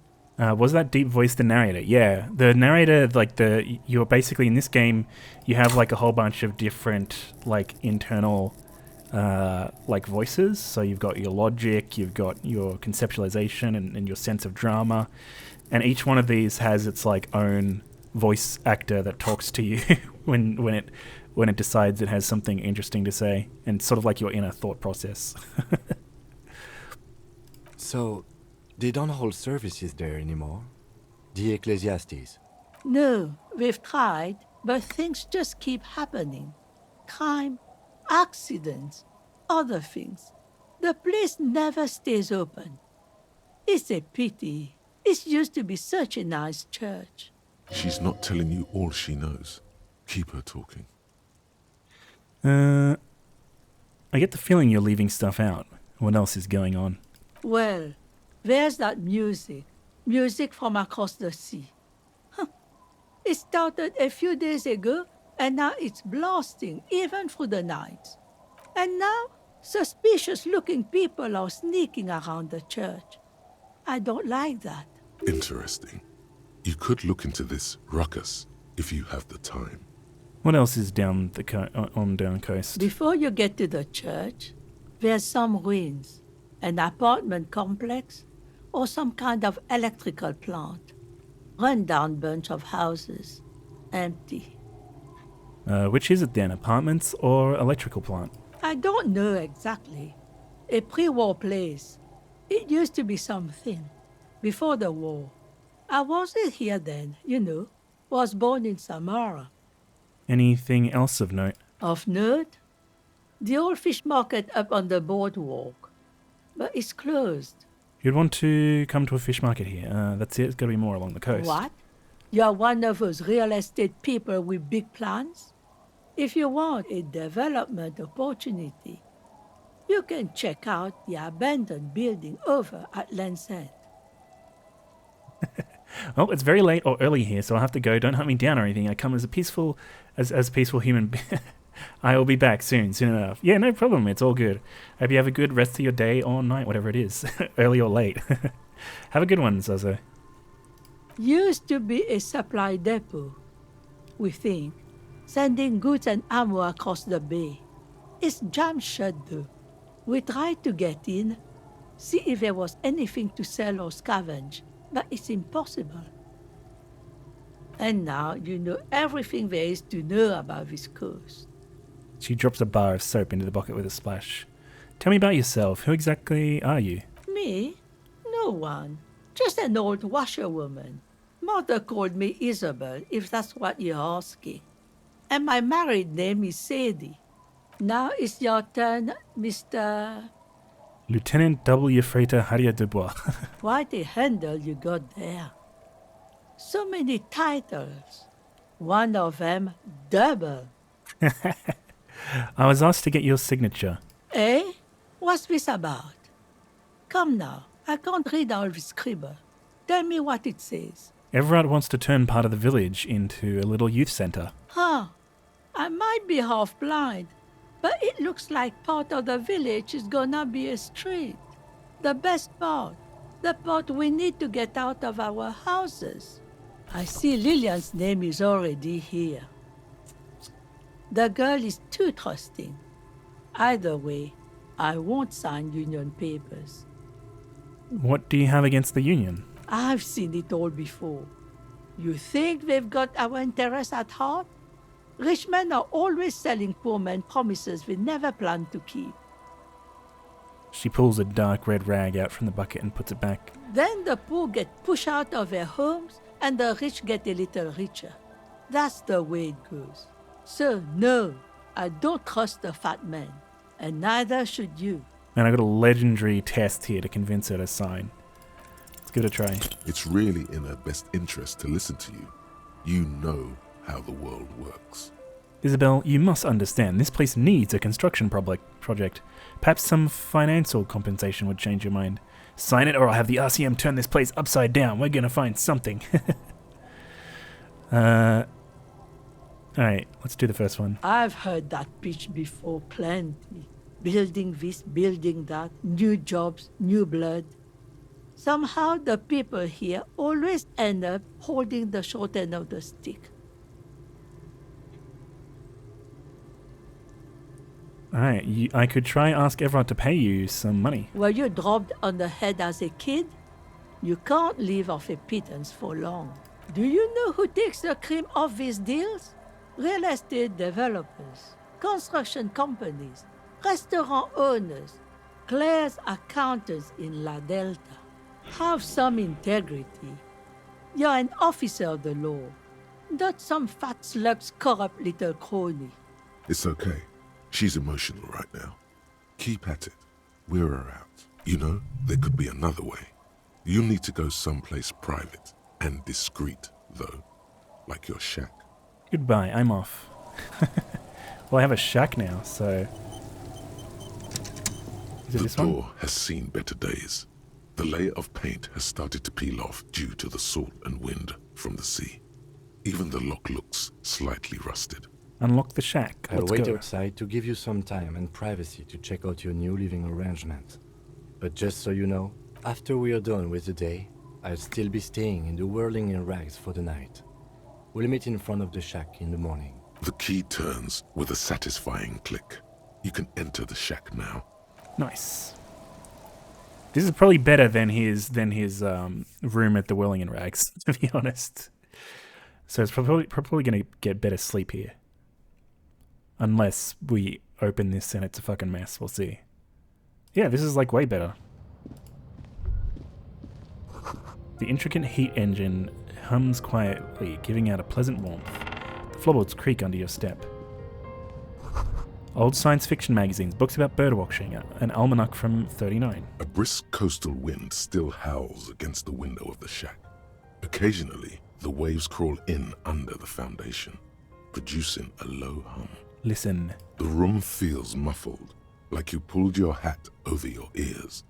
Outside, it is cold and windy, but you're inside, and it feels safe and warm.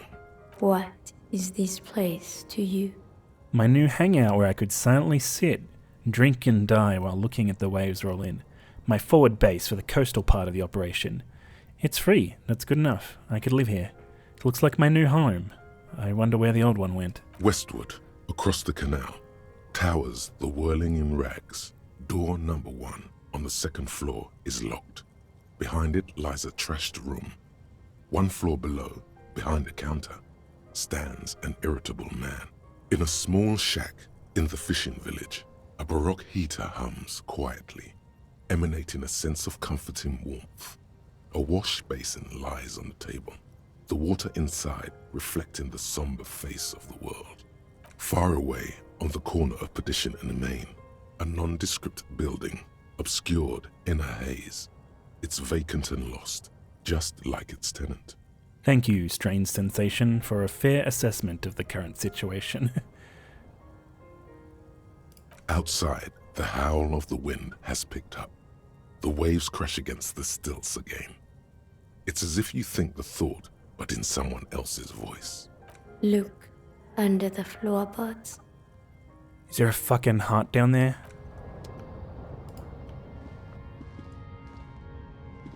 An old mirror hangs on the wall. You see the reflection of your face in it. So we can do the expression thing there. On the table, you see a bowl of water, a rough soap, and next to it, a small hand mirror. A straight razor soaks inside the wash basin. Is shaving the right call? The water reflects back a vague image of your face.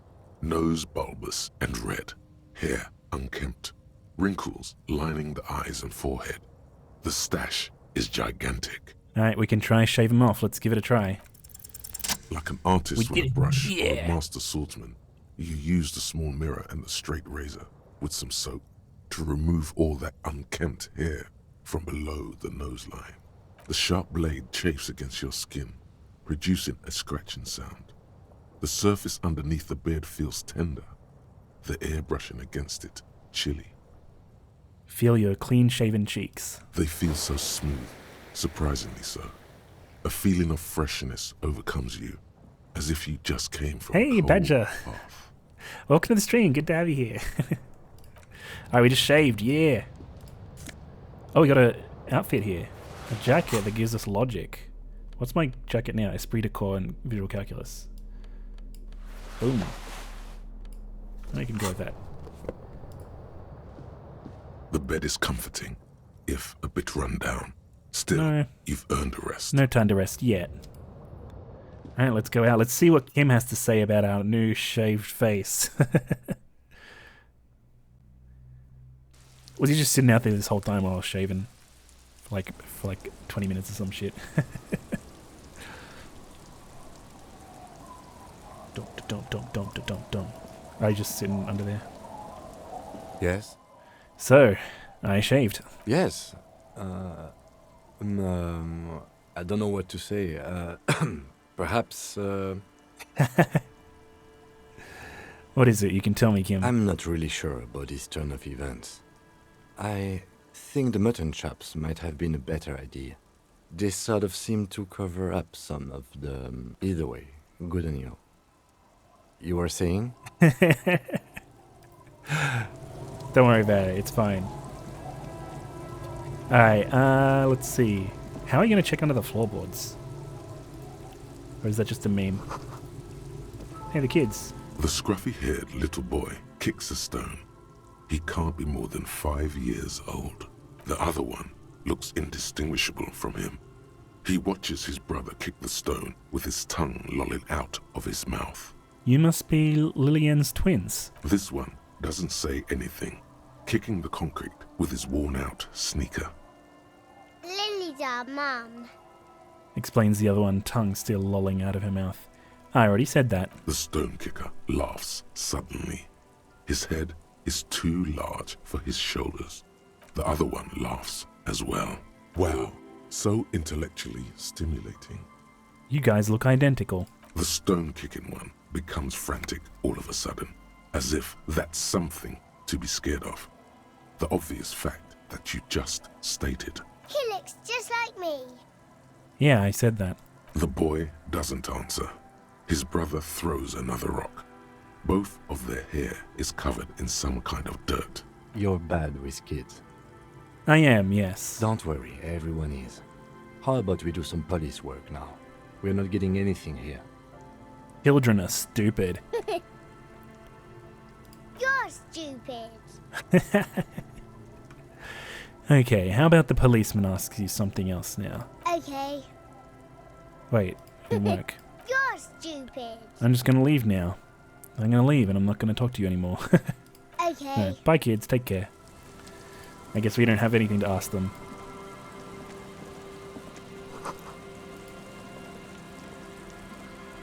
As you all know, kids are all idiots. I mean, it's true. It's true. Kids are dumb. Every adult is smarter than every kid. That's how it works. It feels safe and warm in here, not like outside. Industrial coal pellets burn with an orange glow. Who's this Hello, kid? mister. Little Lily. A young girl, barely 4 or 5, sits on the sofa. She's looking at you with frank curiosity. She clutches a small stuffed animal. Occasionally, she twirls it around.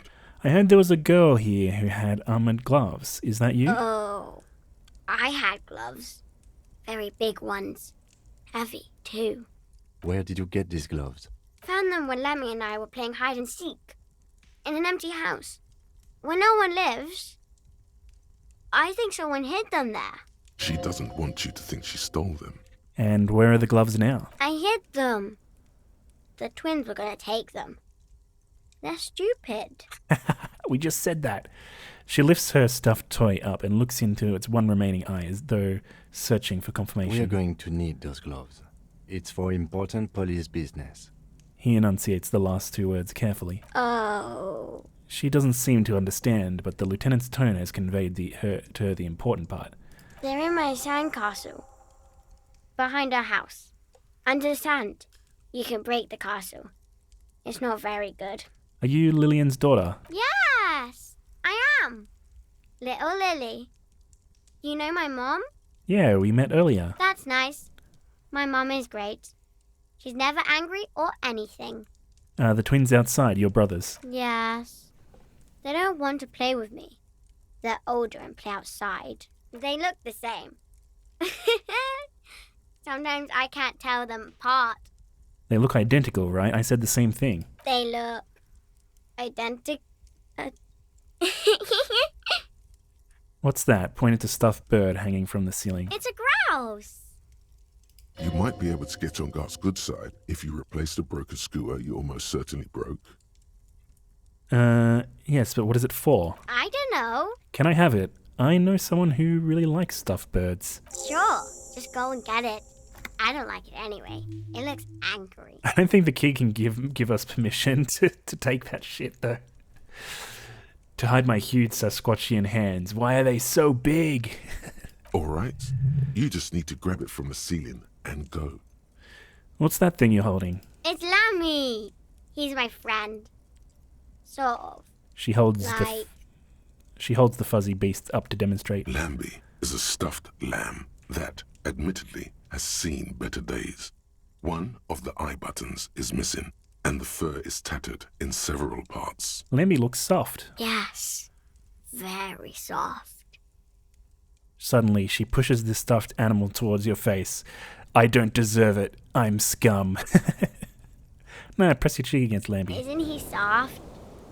She's right, Lambie is very soft. She rubs the white fur against your cheek, then returns the lamb to her lap, cuddling it. What a nice girl. Goodbye. Bye! What a nice girl. Now let's take this bird, thank you. We've got a free bird.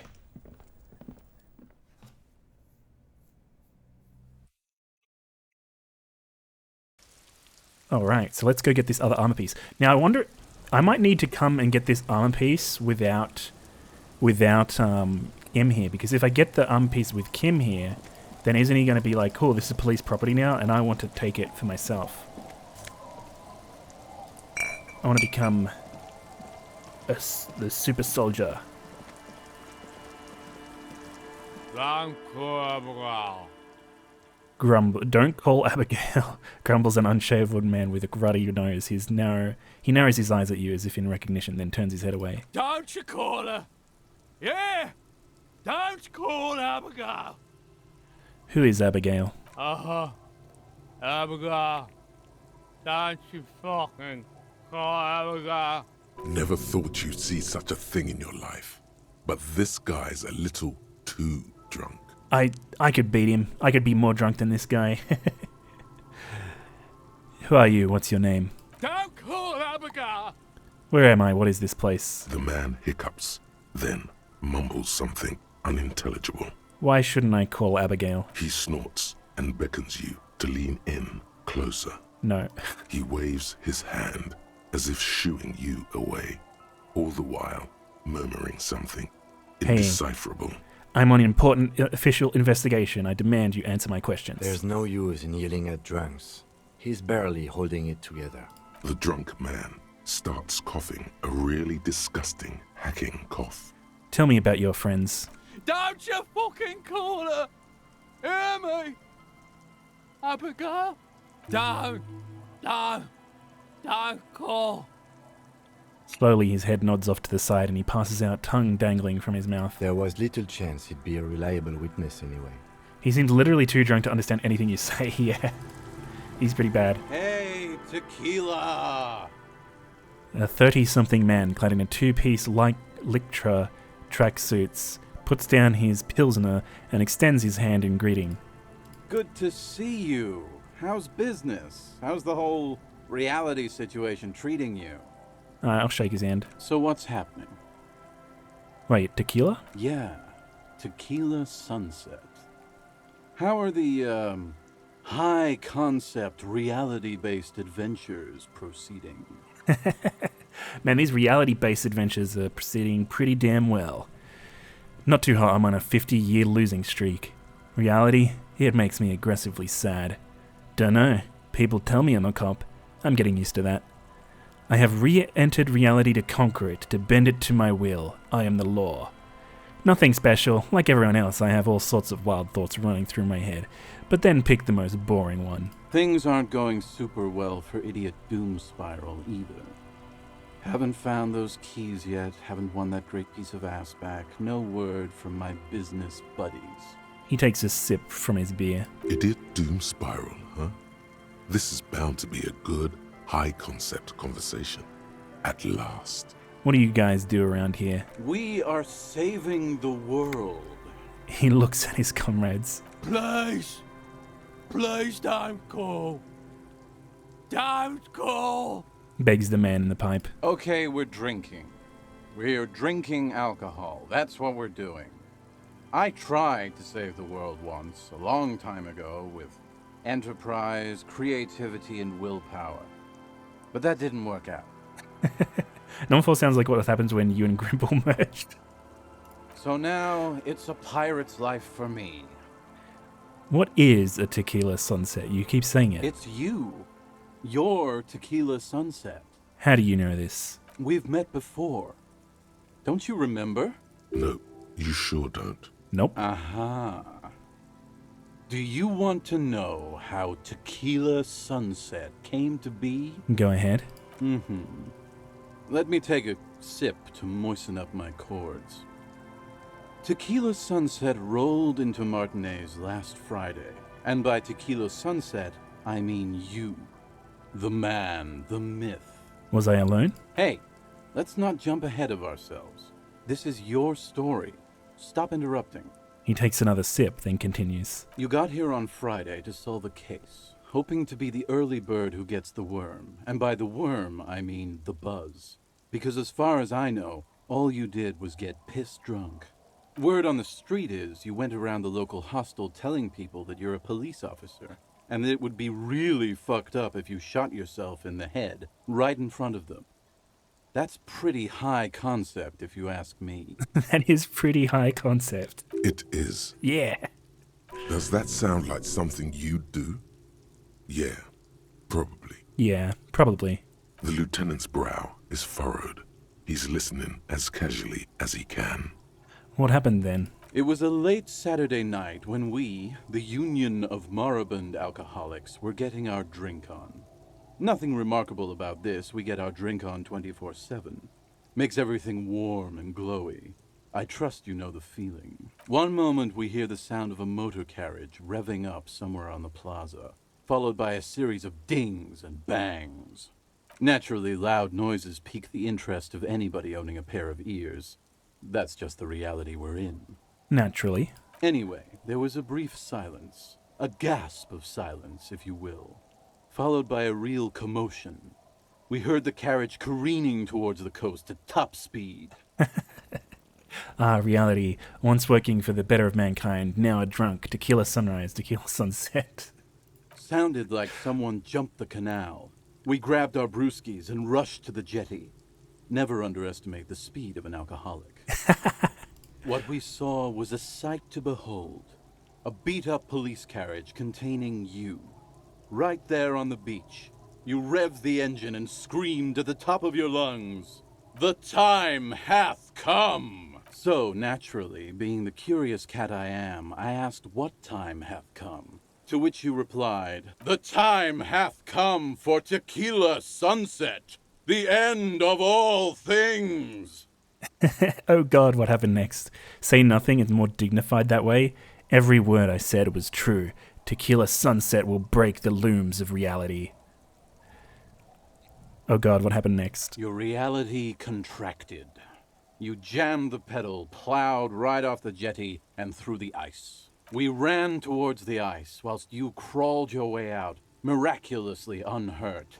covered in seaweed and shit. Like some kind of sea monster. When we finally got there, you were sitting on the beach crying.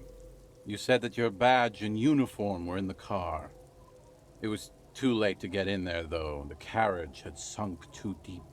Recognizing a brother in need, we offered our condolences and invited you to party with us, which you naturally agreed to. Hell yeah. We asked about the whole Tequila Sunset thing, and you told us it was your name now and insisted that we all call you that from then on. Some kind of budget sea monster? Yeah, well, the funny thing is, we're actually looking for some cryptozoologists, and it wouldn't fucking surprise me if the reason they're over here is that they saw a seaweed monster. It seems like, to some extent, Harry might be the cause of literally everything here. Wait, so is Tequila Sunset an event or a name? I'm not sure. I think you were the event. Tequila Sunset. You know, as opposed to a Tequila Sunrise, which is long gone. My real name is Harry. No, that's just what your mother called you. Your real name is Tequila Sunset. Just embrace it, brother. How long did we party for?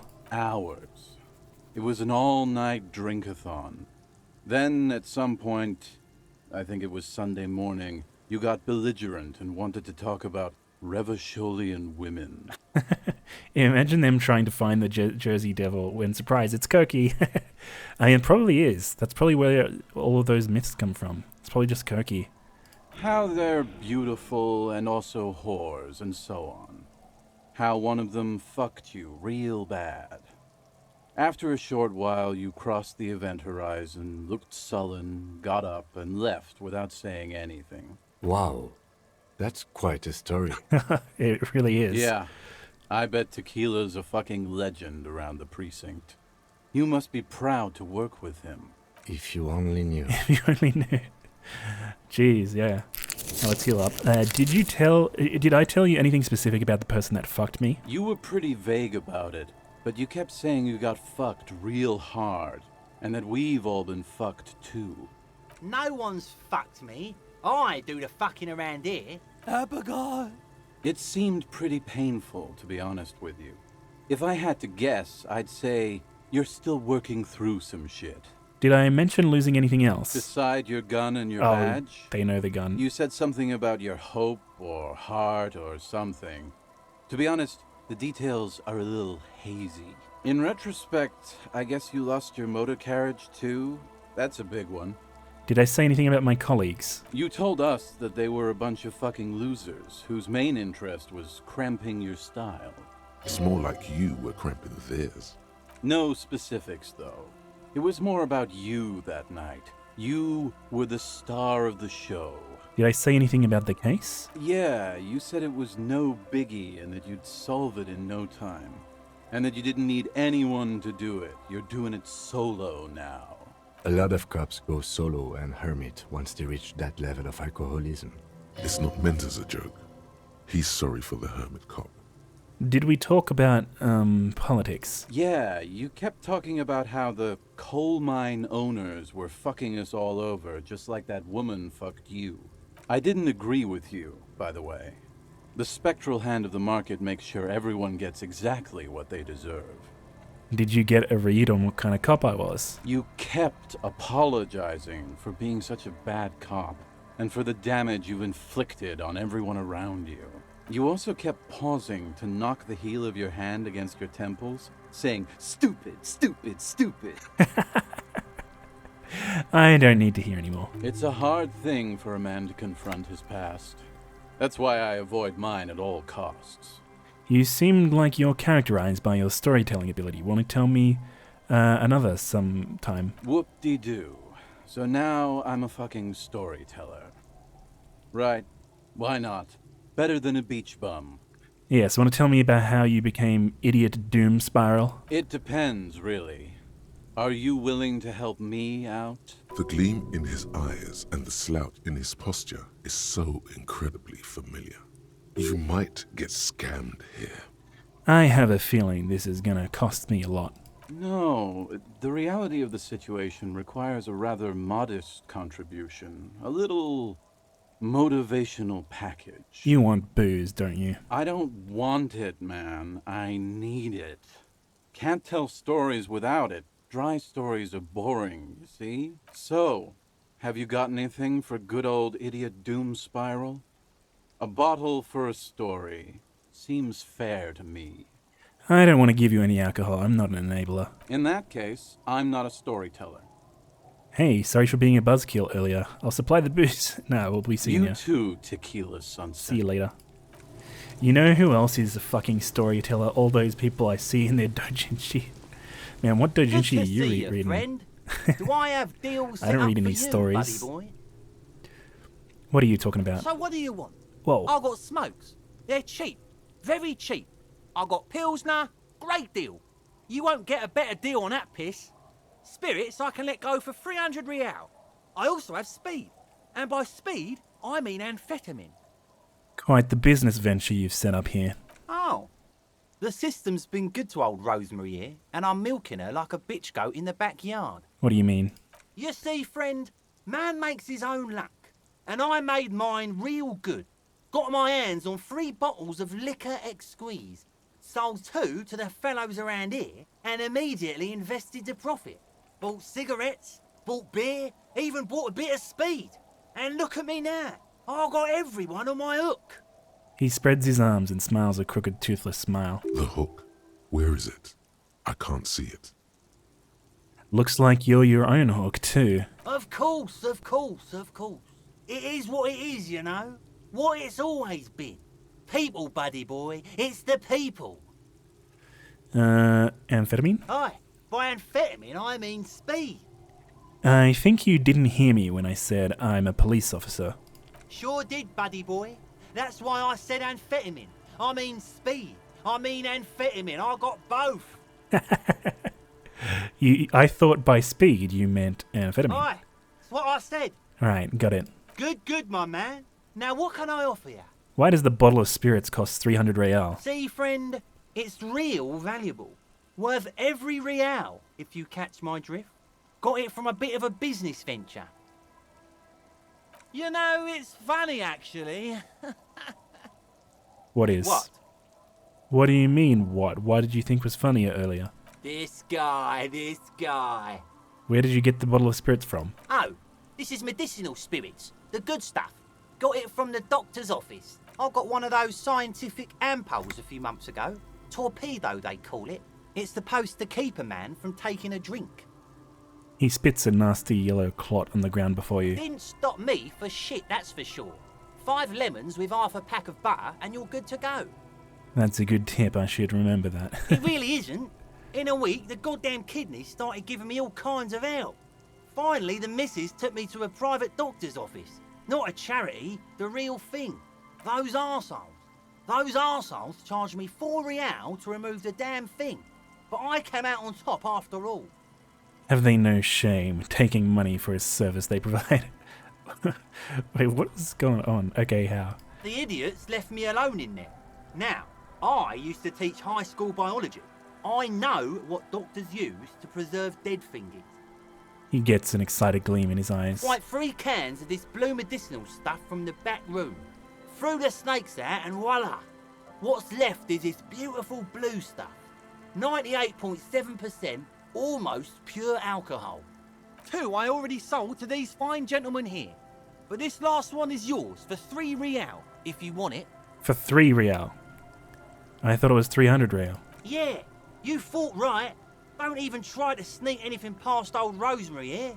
I got all senses locked on you, buddy boy. You said so what will it be? You said 3 real just now, but at first you asked for 300. Aye, that's what I said just now. 300 real. Don't you try to trick me, buddy boy. Now you want it or not? No, not really. So what do you want then? His tone is aggressive. You're getting on his bad side now. The alcohol boiling his blood causes the agitation. It burns. Right. In the civilized world, it's a custom to tip the shopkeep, friend.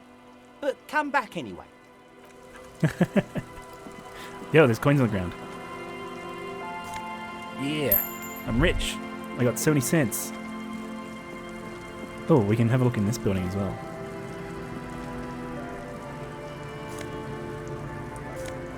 Take that. Construction material. Whoever planned to build this house left in a hurry. And by speed I mean Tom Cruise, and by Tom Cruise I mean Scientology, and by Scientology I mean drugs. Nice. Oh, what's this one? Drop in temperature, an easy flow of air. An empty street. Before you, a thoroughfare unjammed with lorries. No more drivers smoking on hitch steps. Just silence. What did the smoke smell like? Chemically sweetened. Across the road, a forgotten bus stop. Corrosion has opened a hole in its roof. An elm tree watches over the building. Its branches are dripping with rain and snow. The road is smooth and motley. Craters filled with a black asphalt. The asphalt, first laid, is grey already. A row of tenements are under construction in the distance. Who are the people who live across the road? A tub warm with water, white with soap. A man bathes while radio waves transmit the lottery numbers. 4, 18, 21, 4, 1. A modern washing machine rattles a drawer full of silverware. What about the bus stop? Number 312D. Young girls used to come here huddled up, hoping for more warmth than their thin coats give them. The bus took them to school. It has not run for 8 years. There were not enough girls to sustain its cost. What about the road? Craters pocked the surface. Children played in them until heavy trucks full of black pitch rolled in. The landowners have filled the craters with money. It is a vital artery of the flow of trade. That's enough. The wind moves the aerosol. A detective stands behind the boom barrier. A breeze moves a curl of his hair. There you go. Those Shivers thoughts are all like just like random stuff. Like just sensing the environment and writing a narrative about it. What's this? Weather has not been kind to Lily's that's little the sandcastle. The once mighty towers are quickly eroding away. You can see something shining back to you from what must have been a vast underground catacomb network. I'm going to leave it for now. I'm not going to get the gloves because I think if we get the gloves when Kim's here, he's going to say, oh, that's, police work. You can't take that for yourself. But I want to get the armor. I want to get my armor for myself, so... Once we're ending the day and he's not around, we'll pick it up. Rust-eaten letters read Mazut.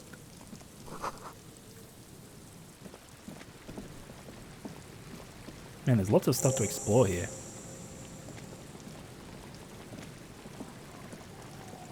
We have to go around. Go all the way around.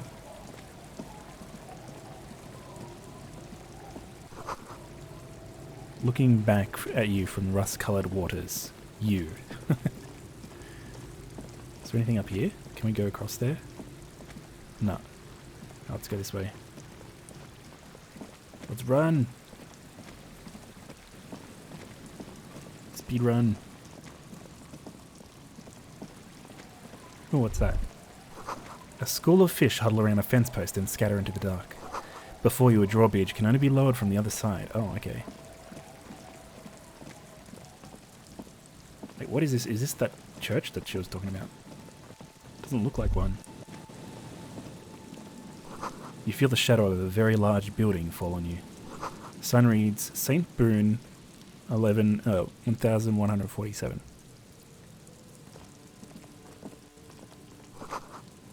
Dusty pews in the shadow. Many seem to be missing. Got some coins here. Yeah. An altar shrouded in dark, or something like that. It's too dark to tell. Alright, let's have a look. Let's see what's going on. Heavy wooden doors, more than twice your height, stand shut in front of you. The rectangular sea-worn ornamentation appears in stark contrast to the padlock, carelessly drilled into the wood. Inspect the carpentry. The carving on the door is block-like and angular, like the church itself. 2 large beams shoot downwards, sinking into the wood before they reach the threshold. Run your hand over the beam. The surface is smooth from the wind, but moist to the touch. Take a closer look at the padlock. This cheap-looking padlock is sturdily built. It shackles together a hasp and a staple screwed into the wooden door.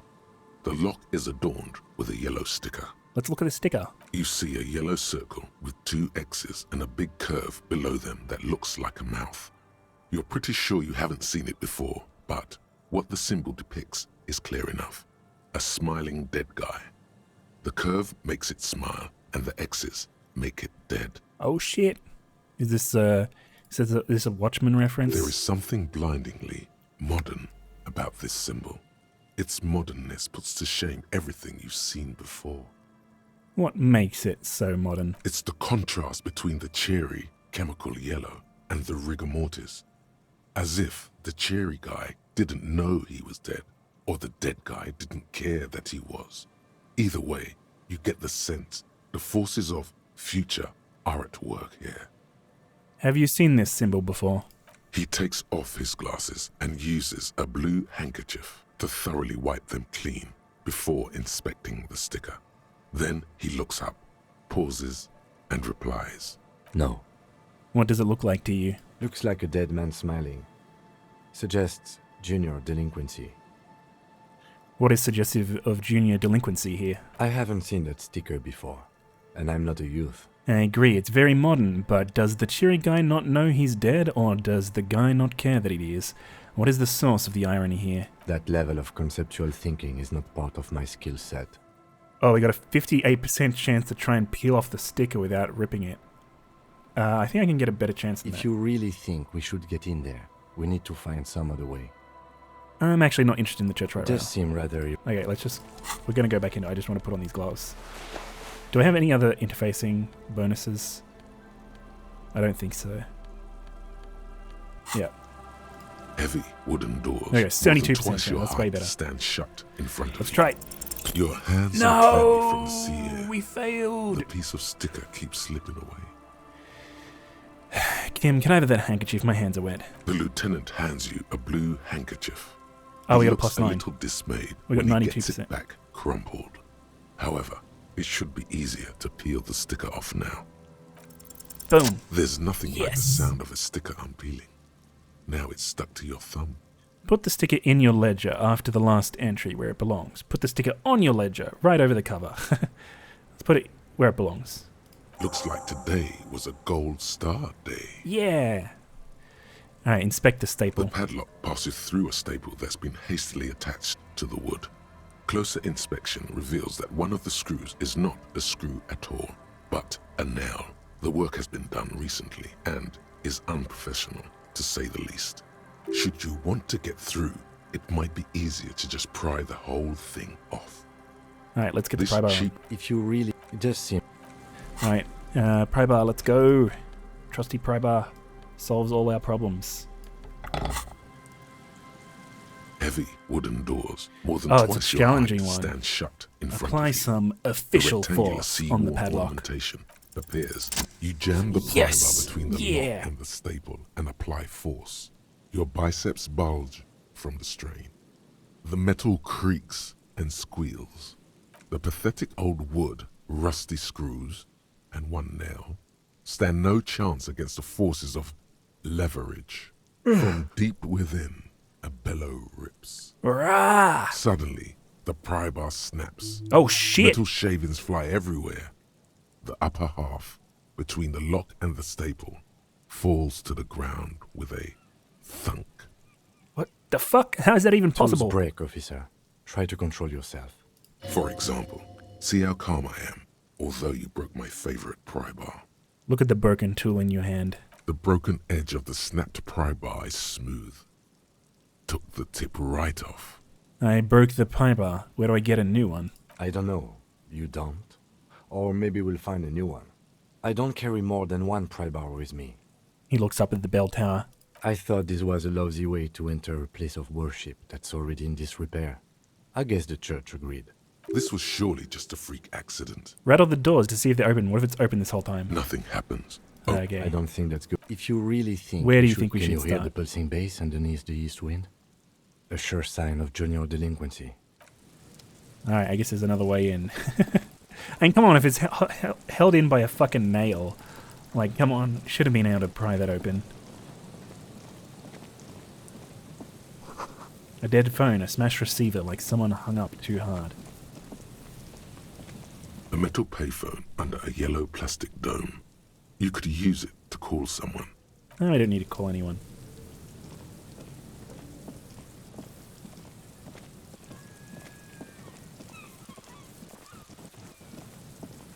Someone has left an unidentifiable article of clothing on this railing.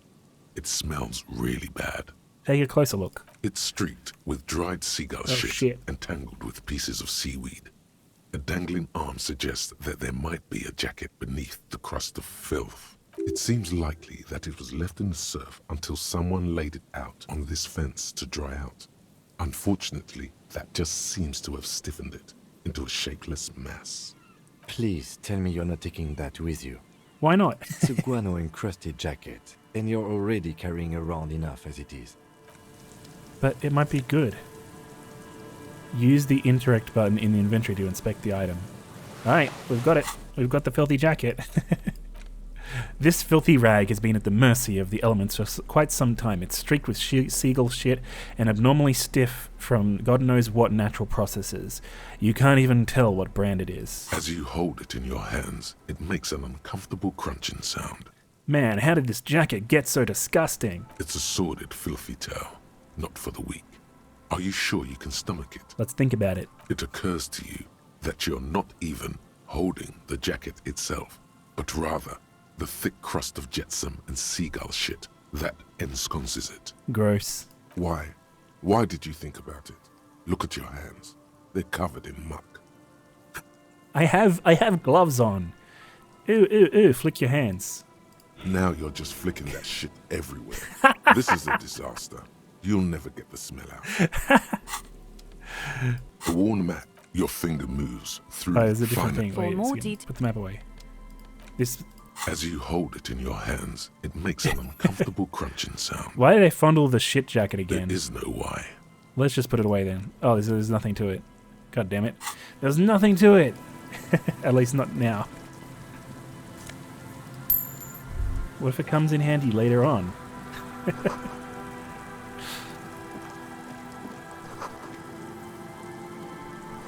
And a coin-operated weighing machine hasn't been used for a decade. Oh, there's glasses in here. Encyclopedia +2, nice. That'll be useful. Let's go see what's right at the end here. Oh, we've got $15. Not that we need the money anymore. We have a free place to live. Oh, what's going on? It's awful and familiar. Hold on, that is awful. What is it? Don't you recognize it? That hideous pungency, that faintly cloying sweetness. Hey, fat number 45, welcome to the stream. Good to have you here. Something cold wakes in the pit of your stomach. Fear. It is death. It must be.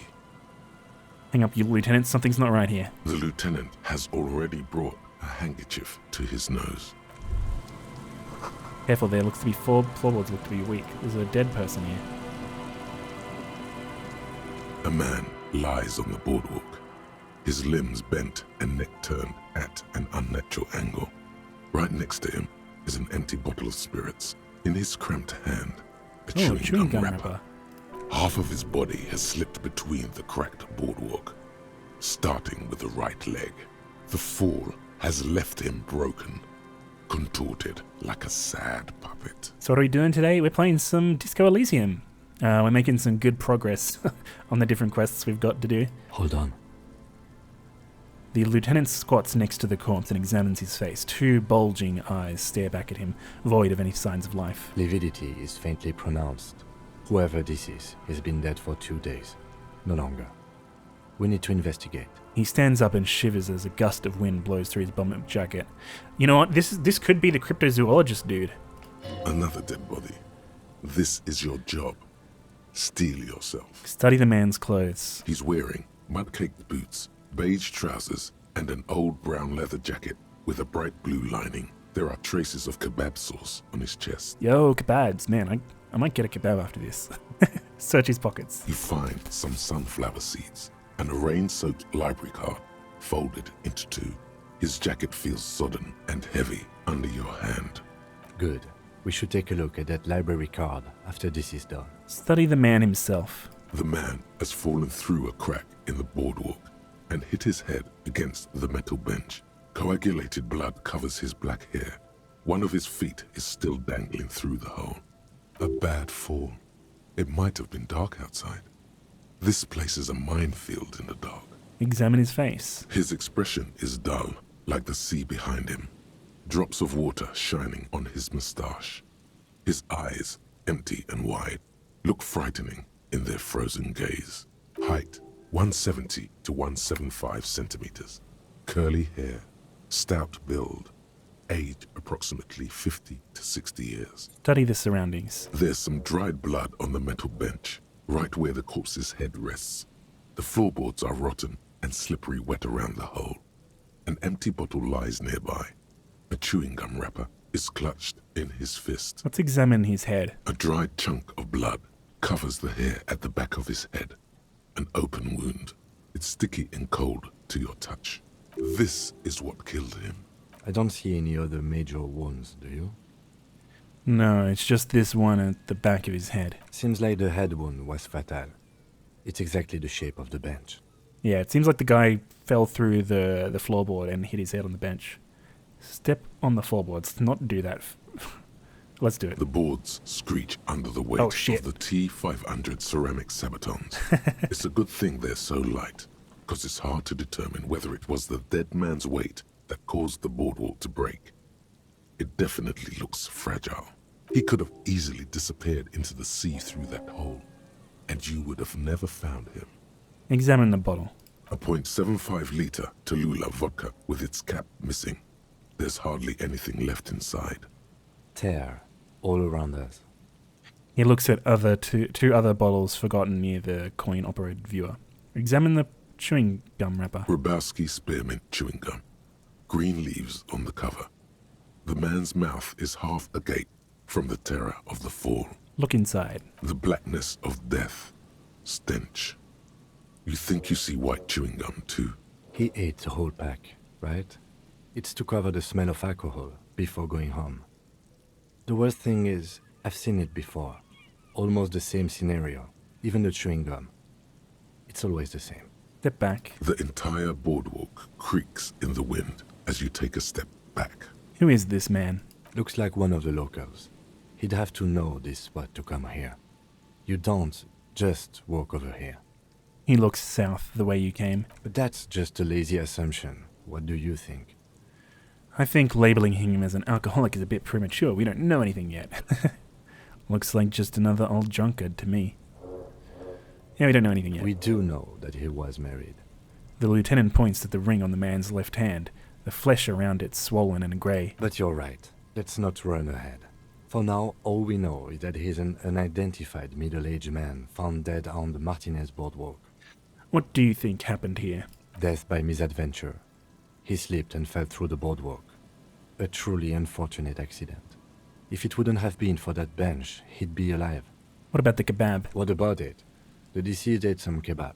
It's probably from a nearby place, maybe in the Pox. Sometimes a kebab is just a kebab. No, a kebab's never a kebab. It's always something more. Could this be related to the lynching? Do you think he was drunk? Someone should be held responsible for this broken boardwalk. It's dangerous. Could this be related to the lynching? No, I don't see anything that points in that direction.